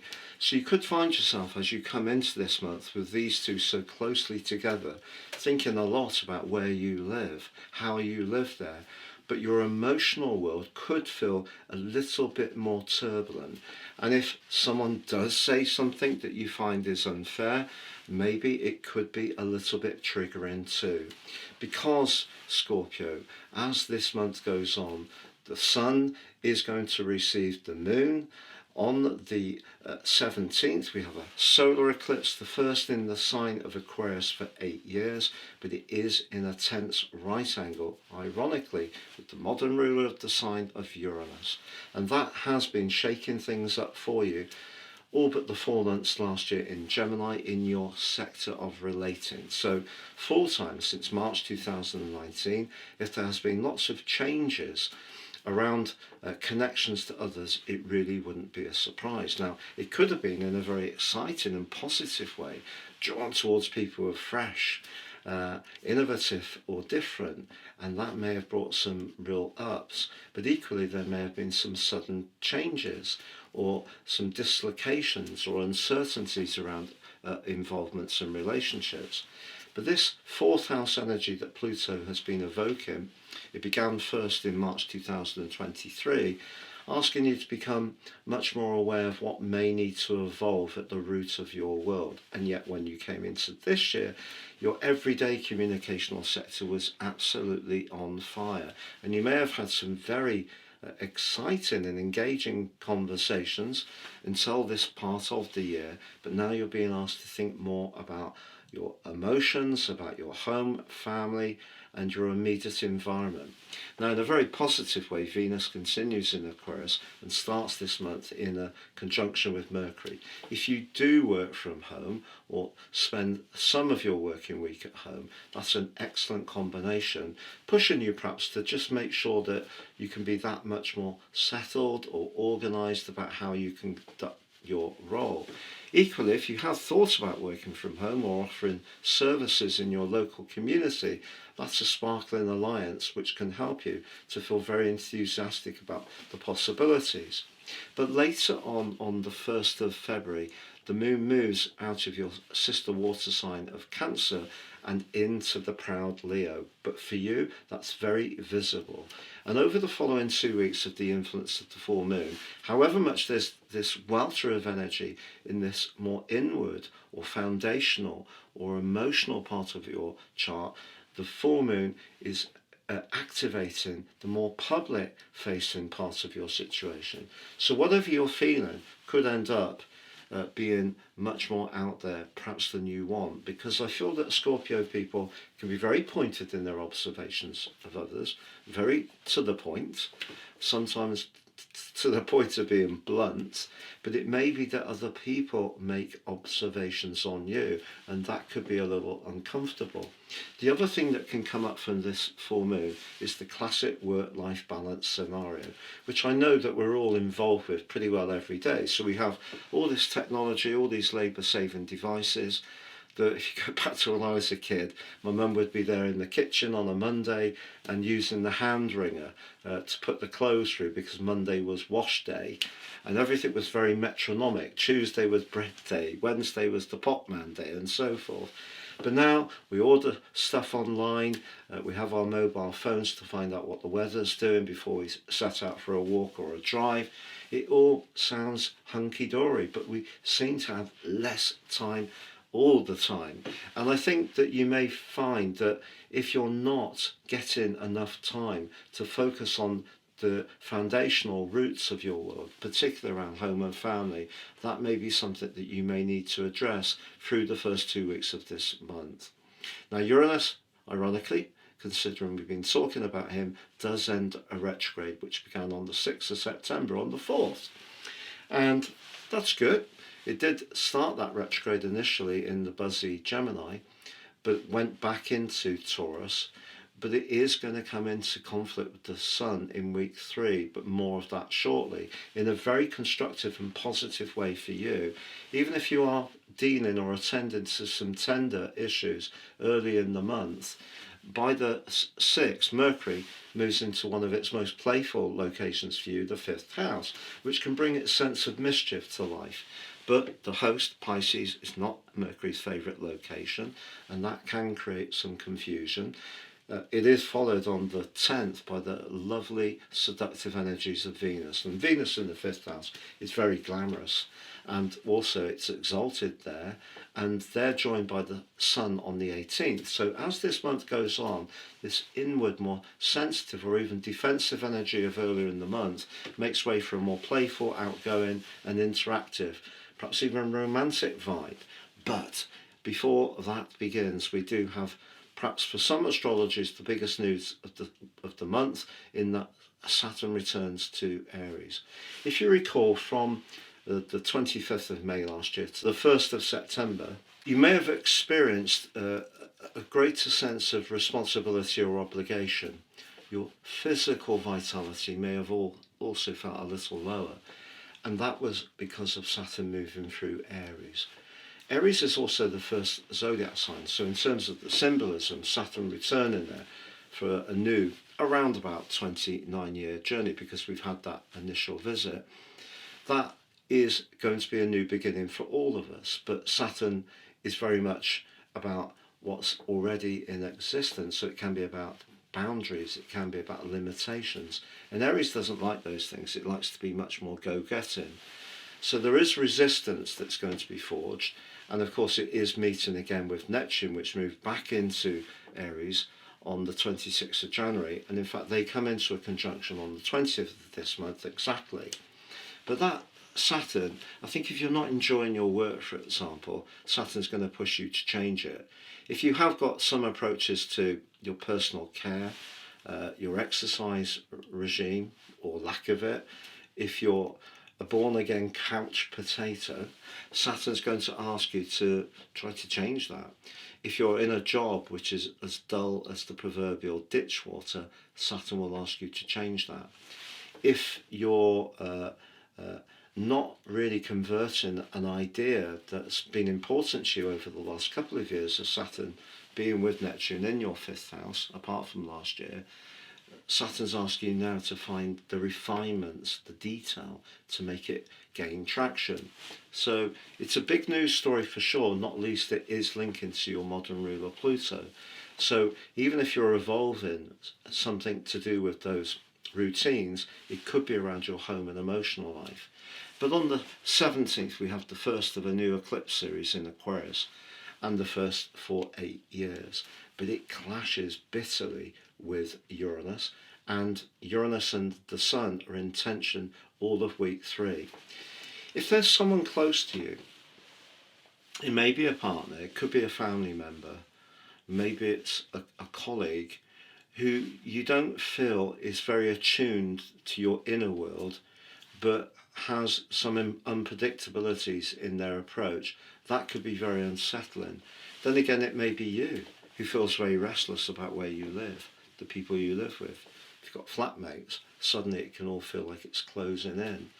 So the inner world that starts this month so powerfully is going to be highlighted not just over the next 6 months of the eclipse itself, but because of the North Node, the pointed destiny, returning to Aquarius, the true node, on the 26th of July, you've got about a year and a half, 2-year period where how you feel about things, your home and emotional life, is going to come much more to the centre of your situation.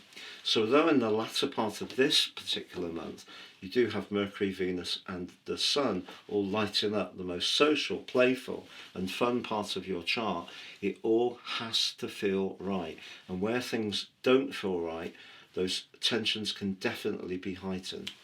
But as I mentioned, on the 18th, we do have the Sun moving into Pisces, and it's a great location for you personally because the Sun in the 5th house is an echo of its rulership of Leo. So it is about warmth, it is about affection, and where you are enjoying it, and it does feel right, that can inject some delight into the latter part of this month. But if you are going on a date with someone new from the 26th, Mercury is retracing its steps, and as we know, Mercury retrogrades can cause mischief, but they can also create opportunities, and that doesn't tend to get out there. If you have got talents, flair and artistry that's not really being used, how can you apply it better? And that's the question that Mercury retrograde in Pisces asks you. Now, in the last phase of this month, your traditional ruler Mars clashes with Uranus, but this could be way more tense than even the Sun square with Uranus through that solar eclipse. Because when Uranus first moved into Taurus in the middle of May 2018, he clashed with Mars. If we think about it, Mars is about action, assertion, it's the warrior planet, can be about where we fight, and Uranus is where we want to be free.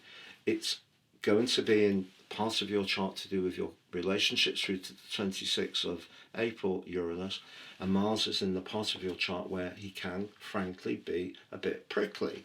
Mars in the 4th house is rather like Mars in Cancer, defensive. And just be aware if you're inclined to be like that. Fortunately, there's an extremely positive, very lucky potentially link between Venus and Jupiter as this month comes to a close, and equally also Mercury and Venus come into a conjunction despite Mercury's retrograde. So there is definite territory for very positive things to happen, but I think all this 4th house energy that you come into this month with is really asking you to become much more conscious about how things feel. Now, if you're someone who's really invested in personal development, you've had counselling, you watch a lot of videos to understand what makes you tick, I think you'll embrace this month very successfully. If you're someone who's very resistant to all those themes and perhaps feels a bit edgy when vulnerabilities are come to the fore, I think you will find it more challenging. But you're also the Scorpio that's going to gain most if you do engage with the energies this month, which can at times be very tense, sudden, erratic, but they could push you to look at something. Maybe, for example, where you live, if you're living somewhere which just isn't right for you, and maybe your decision to live there is based on an economic reason, it may be because you've always lived in that area, it may be what other people expect of you, but if it's not working, it's an opportunity to change. But with Pluto there, the change doesn't have to be a physical move in. It could be through a renovation. It could be through changing the house around. It could be through even decluttering. Uranus really appreciates the degree of space. So an adaptation can be just as powerful to a relocation. I hope you have a great February, and goodbye. Thank you so much for joining me. Please do like, hype or comment the video. If you've yet to subscribe, do so now. And please also join me at patrickarundel.com. We've made even more changes to the website and it's really coming together now. If you've yet to order your personal forecast for the next 12 months, please see the link below and get half price, 50% off. So Sagittarius, your February 2026 forecast on the screen, your event chart. Your ruler Jupiter continues to track backwards through to March the 11th, but is forging an intriguing angle to both Venus and Mercury in the sparkling third house of your chart. If there is something that's really exciting you around your ideas, and particularly around a business idea with Jupiter in the 8th house, that could be something that's very much to the fore as you come into this month. And because there is a full moon, the moon moves on from Cancer on the 1st, goes face to face with the sun in Aquarius, where we have that stellium of energy. So the chances are there are going to be lots of interactive discussions through the first 2 weeks.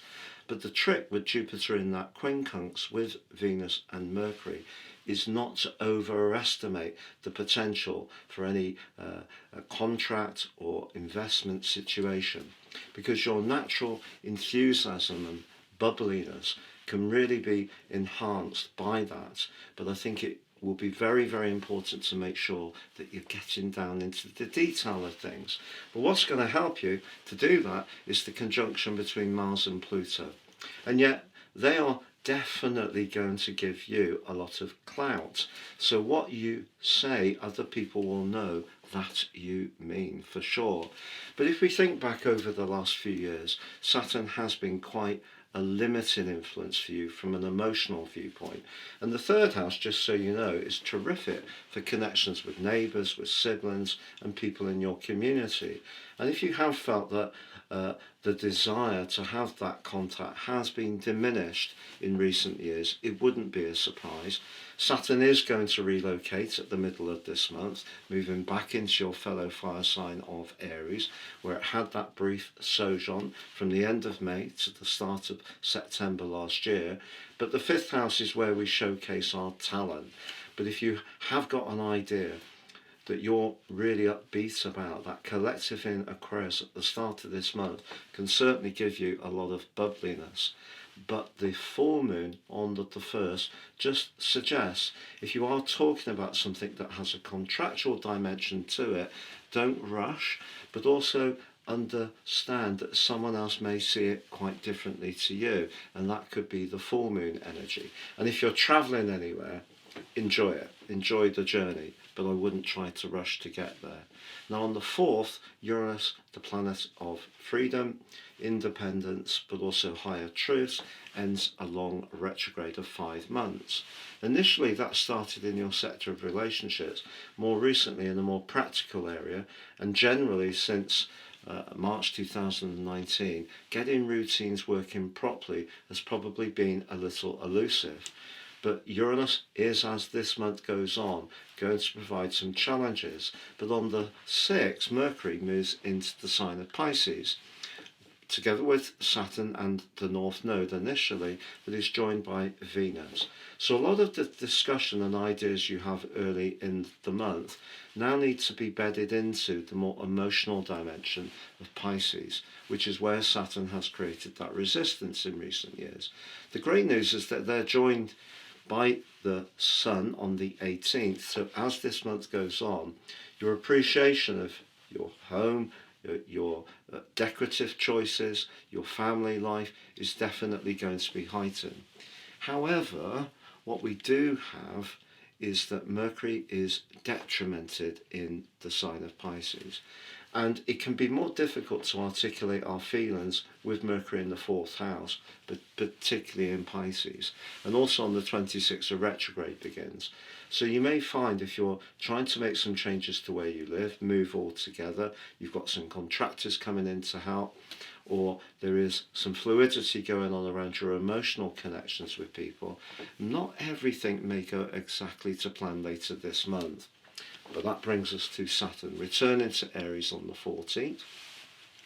Aries is the first zodiac sign, so it's about the beginning of our journey. It's where we can be innocent, but it's also where we can have the courage to try different things. But for you, it's the 5th house, and the 5th house is creative. And if you have felt that your creative vibe has been thwarted by Saturn being in the emotional 4th house, the energy that's created, perhaps property repairs, perhaps worry about family matters, your own emotional needs. Saturn in the 5th house suggests your talents can be successful over the next couple of years, but you're really going to have to apply yourself, because with Saturn, rewards, it's the planet of outcomes and consequences, but with application comes rewards. So if you're really prepared to put in the effort, those talents can flourish. But the 5th house can be about romance, and if a relationship you're in at the moment is a bit challenging, Saturn could slow things down and make you more aware of what's not quite working. Now, of course, he's linking with Neptune, and the link becomes exact on the 20th. The first time since 1987, the Berlin Wall came down. At that time, the duo were in Capricorn, very much about structures. But in Aries, it's about a new beginning, and I think we are going to see, and we're seeing it shaping up now, a big shift that's going on. But just know that Saturn is forging a powerful alliance with Pluto. And as I mentioned at the start of this, your ideas and what you say, people will be more mindful, and you will have more impact, more clout all through this month. So even if you're discussing a romantic matter as much as a creative idea, do expect other people to be more attentive. But that brings us to the solar eclipse of the 17th. Now, there are commonalities between the sign of Aquarius and Sagittarius. You both love freedom, and you can both be truth seekers. But this is a solar eclipse that's in a right angle with Uranus. And for you, the solar eclipse is emphasizing that very energetic, restless 3rd house, which you come into this month with in spades.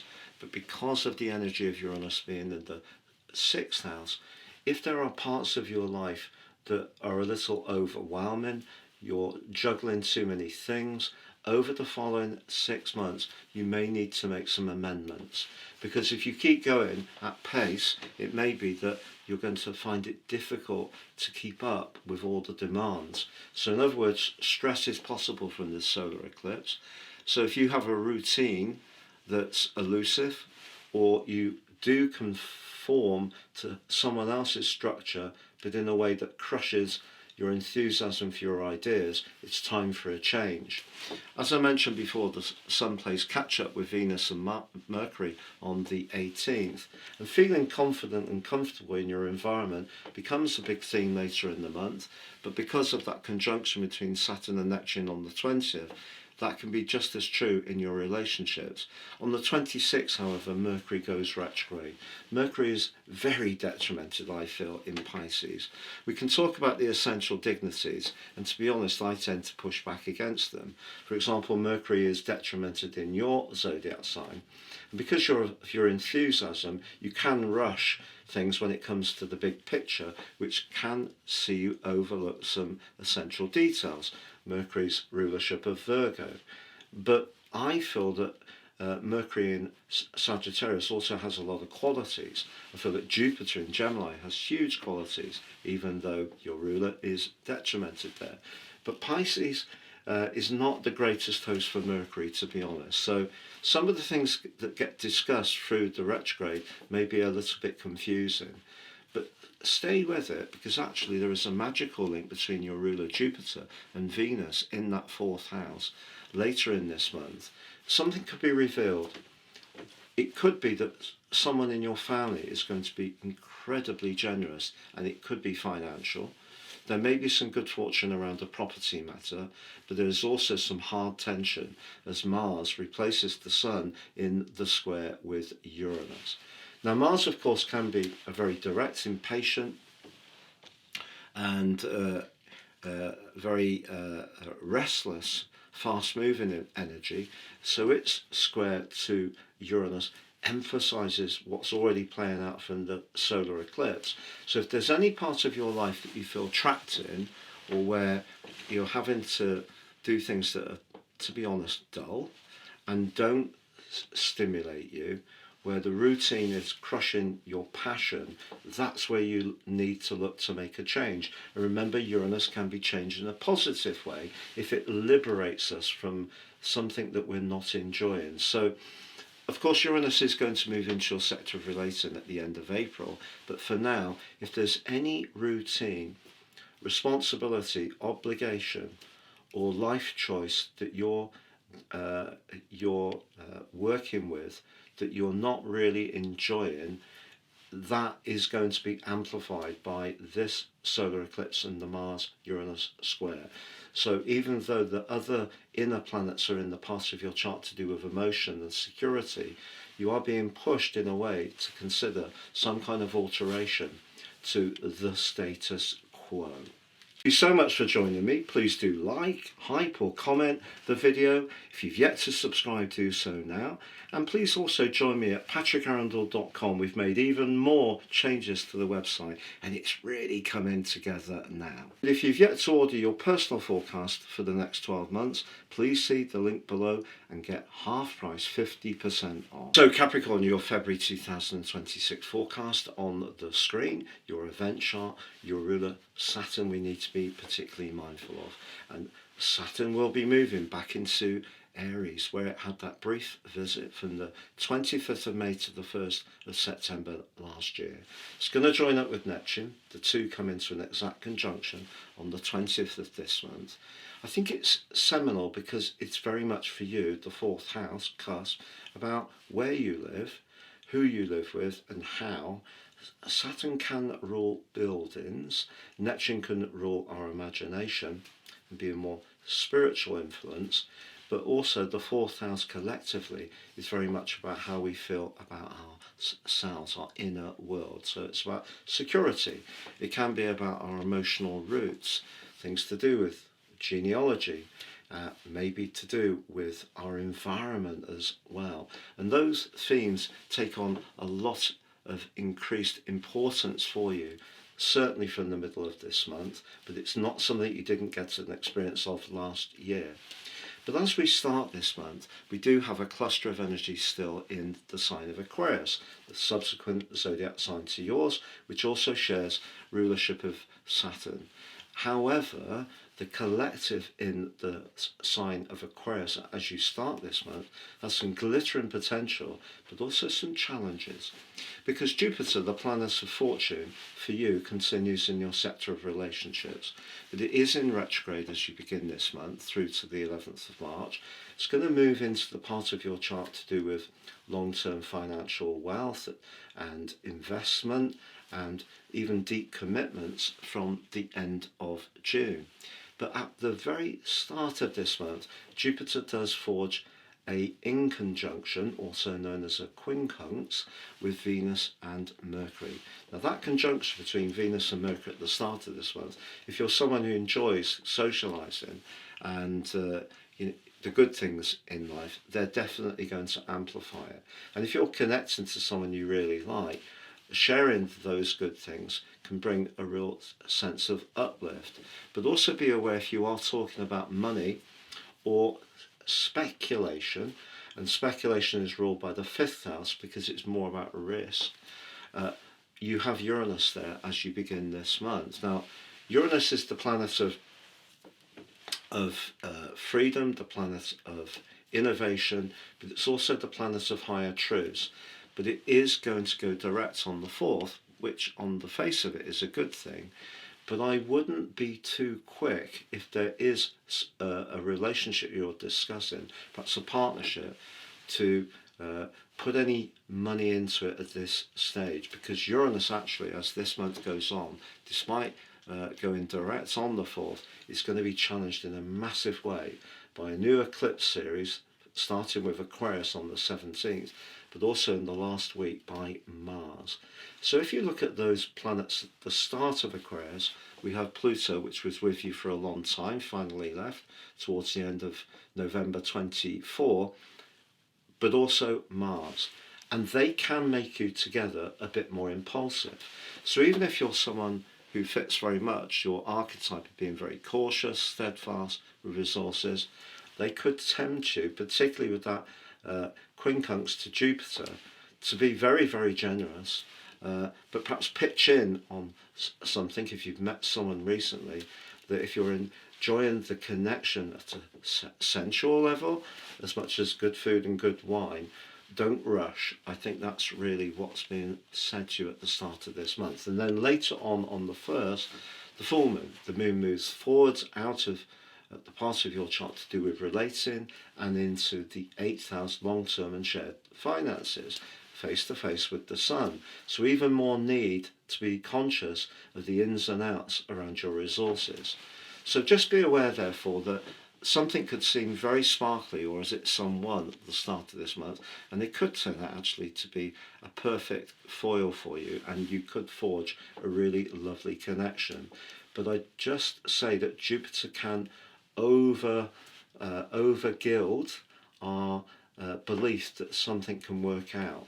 So unless your values really align to someone, just slow it down a little bit and just enjoy it for what it is, but don't invest too much emotion in it. But the full moon also asks you to think about what you're spending in the here and now and how that affects you further down the line, the 8th house.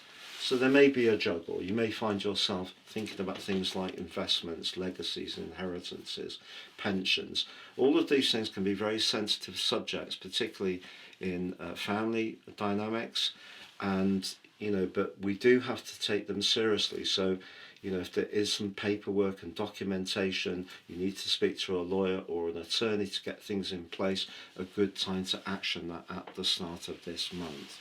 So Uranus goes forwards on the 4th, but on the 6th, Mercury, the communicator, moves into a part of your chart where its more Gemini-like energy could sparkle for you personally, but the host, Pisces, is not the best location for Mercury.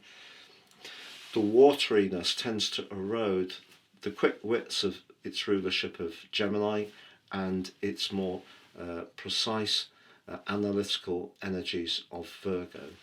But what it does do potentially is see a speeding up. You may see text messages and emails just coming in and out more rapidly.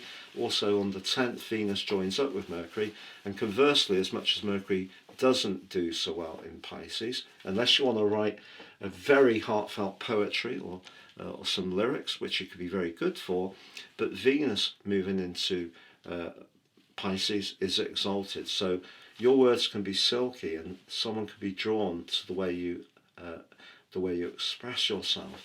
They're going to be joined by the energy and thrust of the sun on the 18th, and we are going to see later in the month for you a general sense of speeding up at one level. But just be aware, on the 14th, Saturn, your ruler, moves into that much more emotional part of your chart again, and it's going to be there through to about June 27. So just be conscious of that. And I feel that Saturn in the 4th house is excellent. If you did want to set yourself the task of changing your home in some kind of practical way that created more space or light or made some improvements, those fundamentals can be improved with Saturn in the 4th house. But if there are any strands perhaps related to your past, historically, perhaps even your childhood, which haven't really been totally resolved as far as family members are concerned, Saturn will definitely want you to look at them. But the 17th sees the solar eclipse, the new series in Aquarius, very much to do with resources, foundations, your values, but it clashes with Uranus. And here's the thing, when Uranus is in the 5th house, as I mentioned before, which can be about risk, Uranus can be about new ideas and innovation.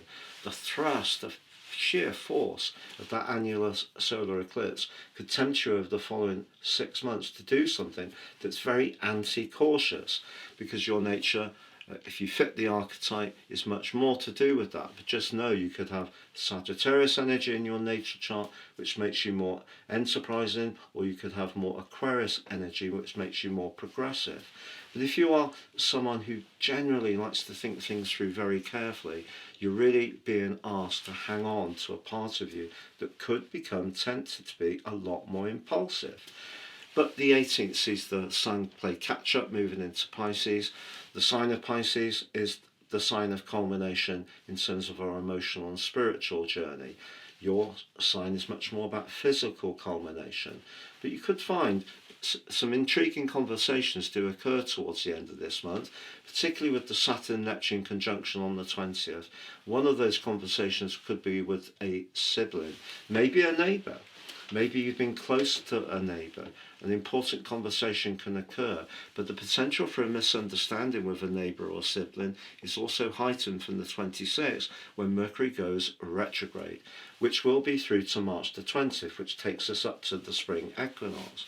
So just be conscious that although things can speed up towards the end of this month, as far as your interactions, it may be important to use your natural way of just slowing things down slightly to make sure that you're content with what is being discussed. But there is a terrific link between Venus in Pisces and Jupiter, the planet of fortune, in Cancer in the last week.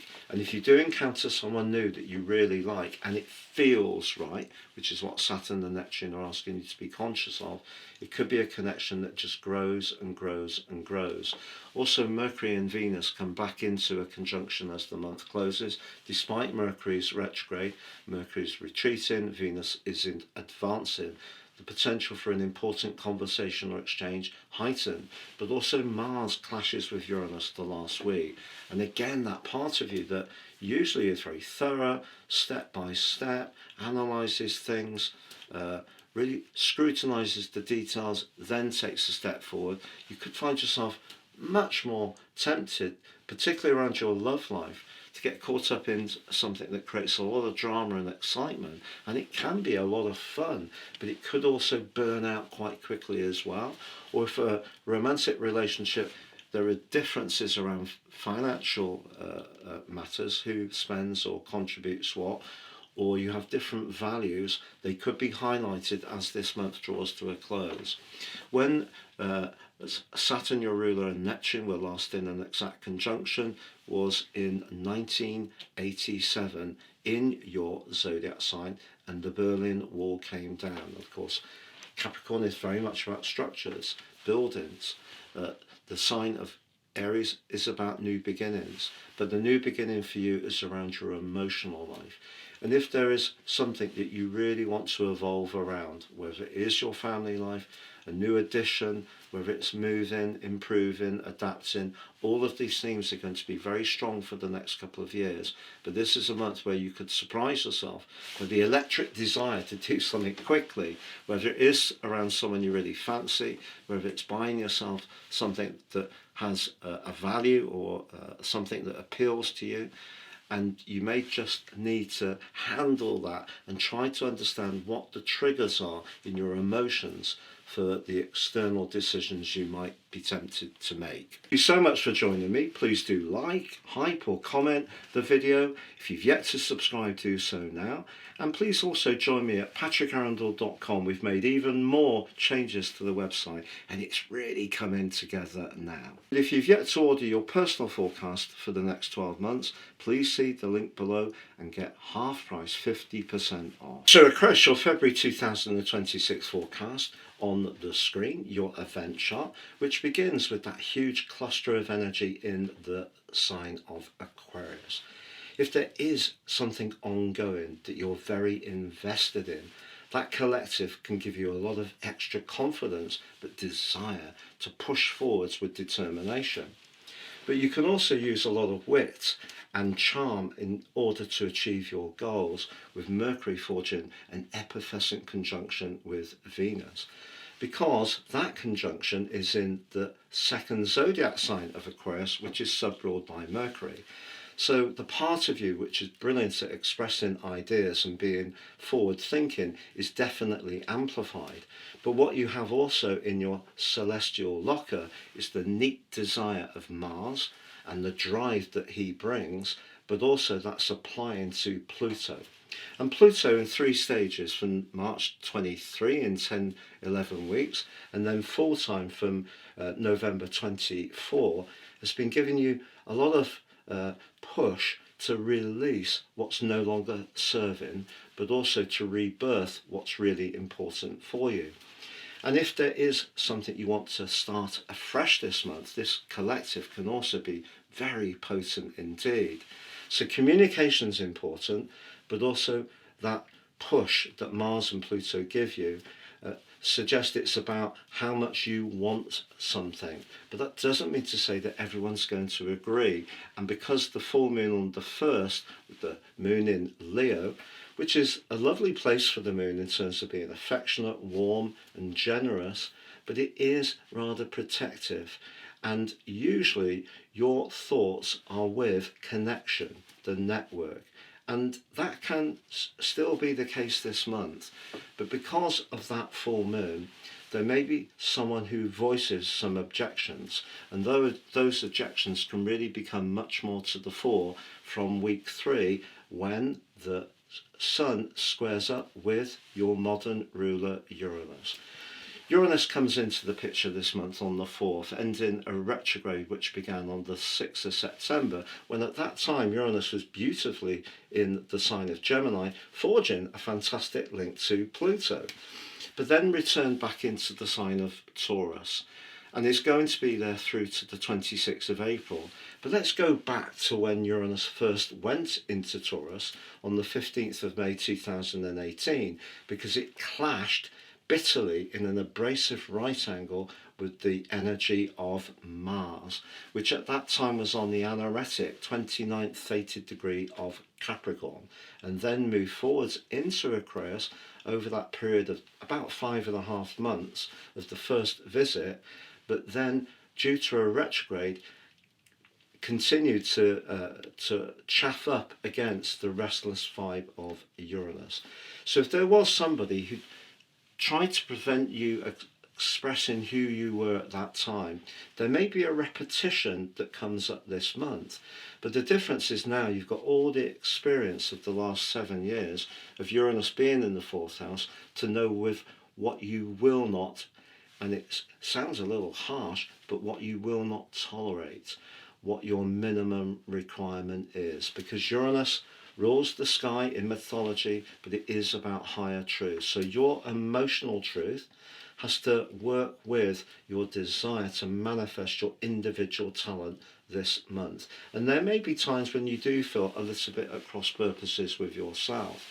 But Mercury, the communicator, moves out of your sign on the 6th, moves into Pisces, not its best location.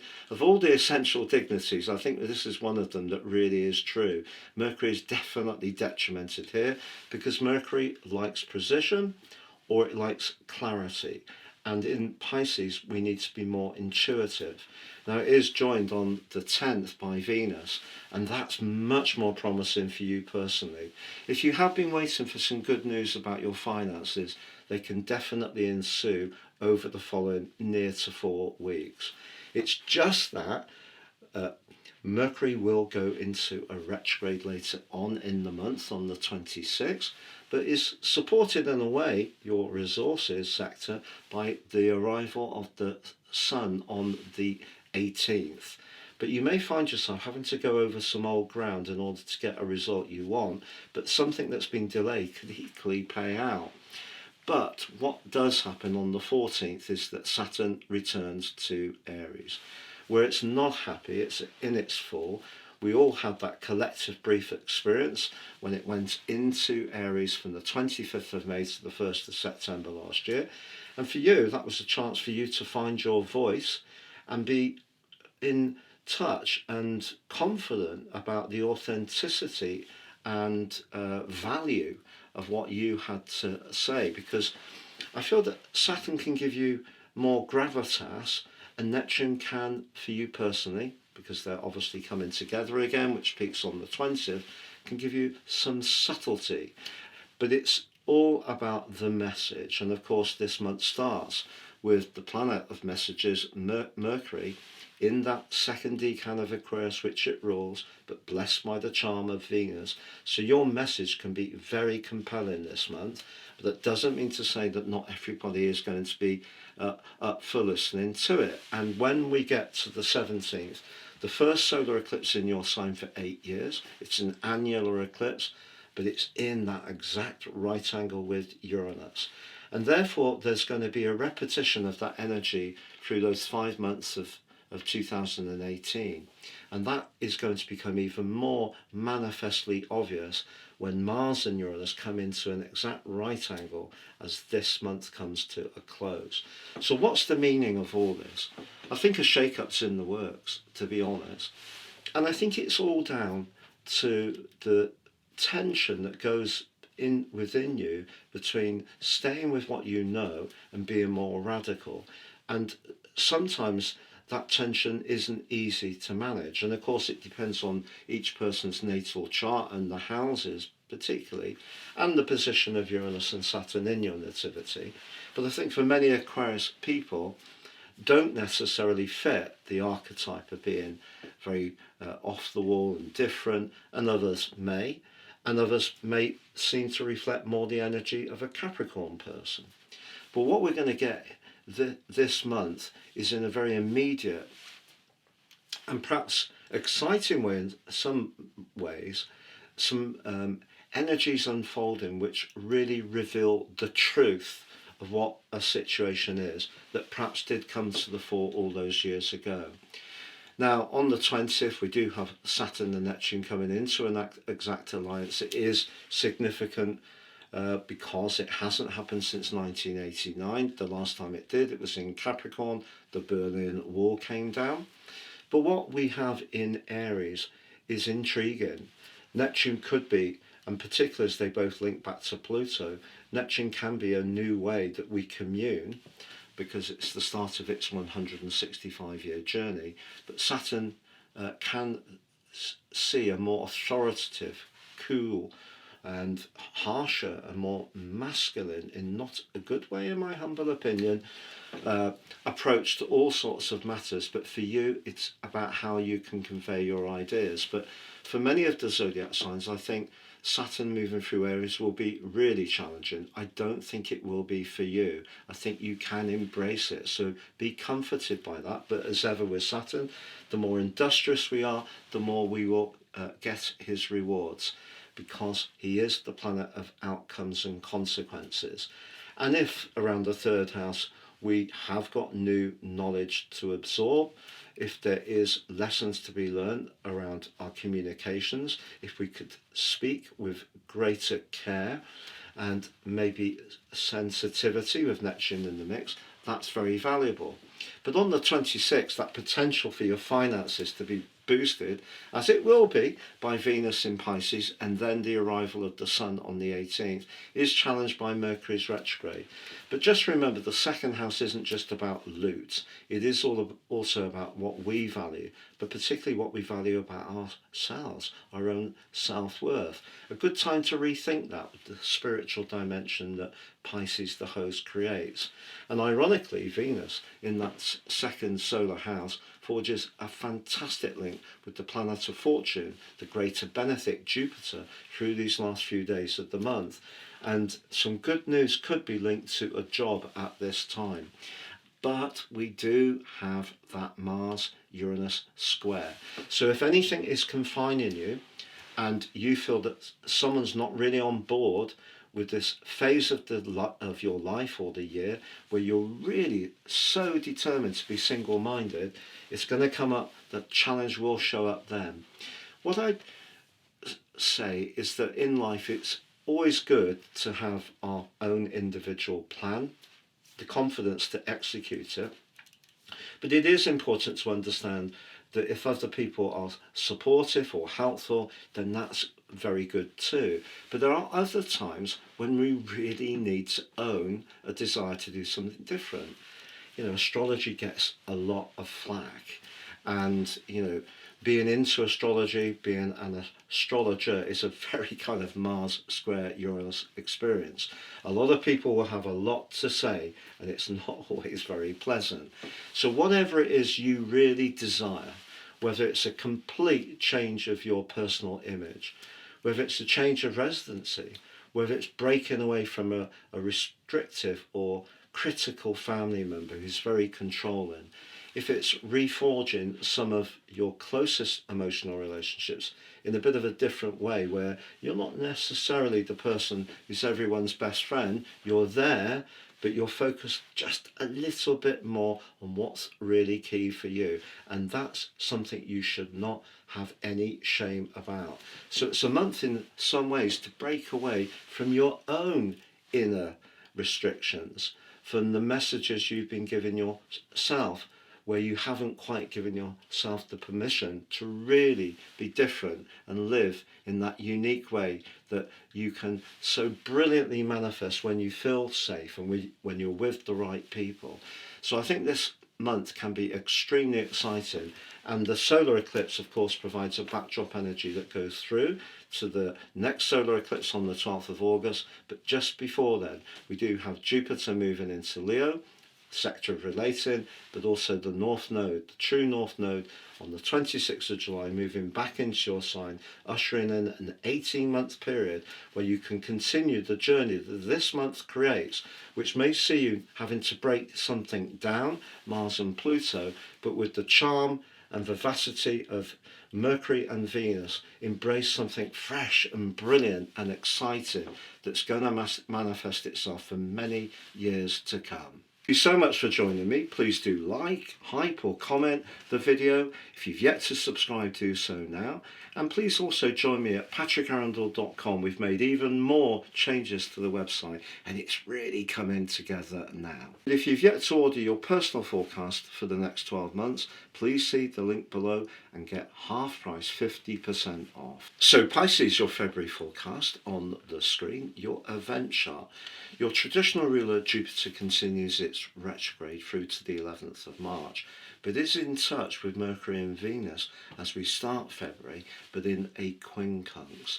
Now, because Jupiter's in the 5th house, that can be about speculation, but it can be about having fun, romance, joy. And because the combination of Mercury and Venus, which can be very strong, is in the sheltered 12th house, which is more psychological, if there is someone you're drawn to, and it is in a relationship context, but for whatever reason it's not possible for you either to be open about things, just proceed a little bit with care, because what people's motives are may get teased into the open as this month goes on. Now also, as you start this month, Neptune, your modern aquatic ruler, is finding its new home in Aries and will be joined by Saturn on the 14th. They come into an exact conjunction on the 20th. It's the first time since 1989, so it is a big deal. We need to think about Aries. Aries is, for us all collectively, about new beginnings. But Neptune moving out of your first house after such a long occupation, apart from those 6 months of the visit to Aries last year, full-time since 2012, is probably been a huge boost as far as your creative talents, your imagination, anything to do with the arts, performance, music, writing, poetry, installations, whatever has been your thing. You may have had moments of inspiration. But there may have been moments over the last couple of years with Saturn of feeling that you were up against it a little bit. But whatever prevailed, whatever you really stuck at and showed true tenacity around, you can start to get the rewards from the middle of this month when Saturn moves into your second house. But equally, if there is anything that you've been working on that you've enjoyed and it's given you a lot of pleasure, I think Saturn moving into your second house can see you ask questions about what the true value is. Now that may be in terms of the creative process. It could be in terms of how much money you make from it. It may be how you value yourself, because Saturn is going to bring all those things sharply into focus over the next couple of years. And if your finances are perhaps something you have a little bit of uncertainty around, I think you're going to be looking over these next months to try to shore up this part of life, to get more stability.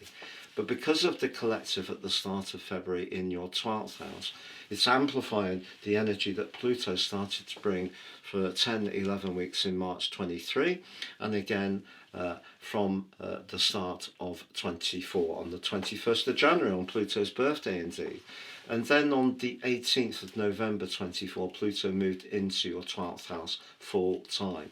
Now, because your zodiac sign is the 12th zodiac sign, and therefore technically the 12th house, you have more appreciation of the cycles of 12th house energy than anyone else, in that everything gets to a culmination point.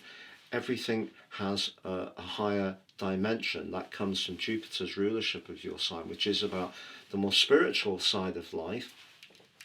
But Pluto may have been teasing into the open some perceptions, perhaps some areas of life that you needed to release, and maybe people. And if there are fair weather friends in your situation, I think the full moon, which occurs on the 1st, is going to make you more aware of those. But equally, it could be in your work situation, because Pisces people can be incredibly sacrificing for the cause. But there is another part of your nature. If you get to the point, after huge amounts of giving, sometimes over giving, of really recognizing that people are taking you for granted, you can spin back the other way and be much cooler and much more detached. And that is really what that full moon is asking you to do, to think practically about any anxieties, concerns, or developments in your situation. If you keep it practical, it will definitely help. But Uranus, the planet of change, of innovation, of higher truths, has been in its retrograde, and on the 4th that ends, but it does end in Taurus. It started in Gemini, returns to Gemini on the 26th of April. But Uranus may be going direct, which may in some ways make you a little bit more at ease with anything to do with technology, expressing your ideas in a novel way. But Uranus is going to experience some challenges as this month goes on. But you have some real celestial assets arriving to help you to deal with those challenges. On the 6th, Mercury arrives in your zodiac sign. Mercury in the 12th can see us detaching a little bit, worrying what people think too much, perhaps overthinking and analysing. Moving into our own zodiac sign, it brings us into the present. But it is technically afflicted here, but it's joined by the handsome Venus on the 10th. And if there has been some kind of clandestine relationship, or you've been thinking a lot about someone in your past early in the month, it wouldn't be a surprise. But also there equally could have been a final ending around a relationship of any kind that wasn't quite working. So the arrival of Mercury and Venus, followed by the Sun moving into Pisces on the 18th, is your chance in the celestial cycle to draw a line in the sand, move into the here and now, gain extra energy and traction and more self-confidence. And that will be heightened once Mars arrives in your zodiac sign. But of course Pluto is going to be in that 12th, remain in that 12th house for many years to come. But on the 14th, Saturn returns to Aries.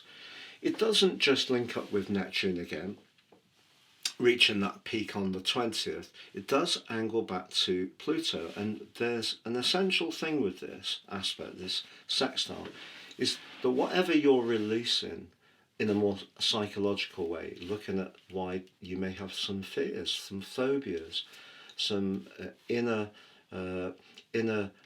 challenges, what Saturn can do in the 2nd house is bring an earthiness. I know the host is fire, but for you, house 2 is the value. And if you can quarry deep within you, you will find that old skills, knowledge and experiences can come back in a constructive way for you to help you to shore up your foundations, with the help of these two initially aligning very positively as the year goes on. But the 17th is really a big one, because we have a new solar eclipse series. It's an annular eclipse in Aquarius, but it's so late at 28 degrees, it's emphasizing, I think it's the 6th successive new moon, technically, at 28 degrees, but it's clashing with Uranus. The 3rd house can be quick communication. The 12th house can be, in traditional astrology, secret enemies.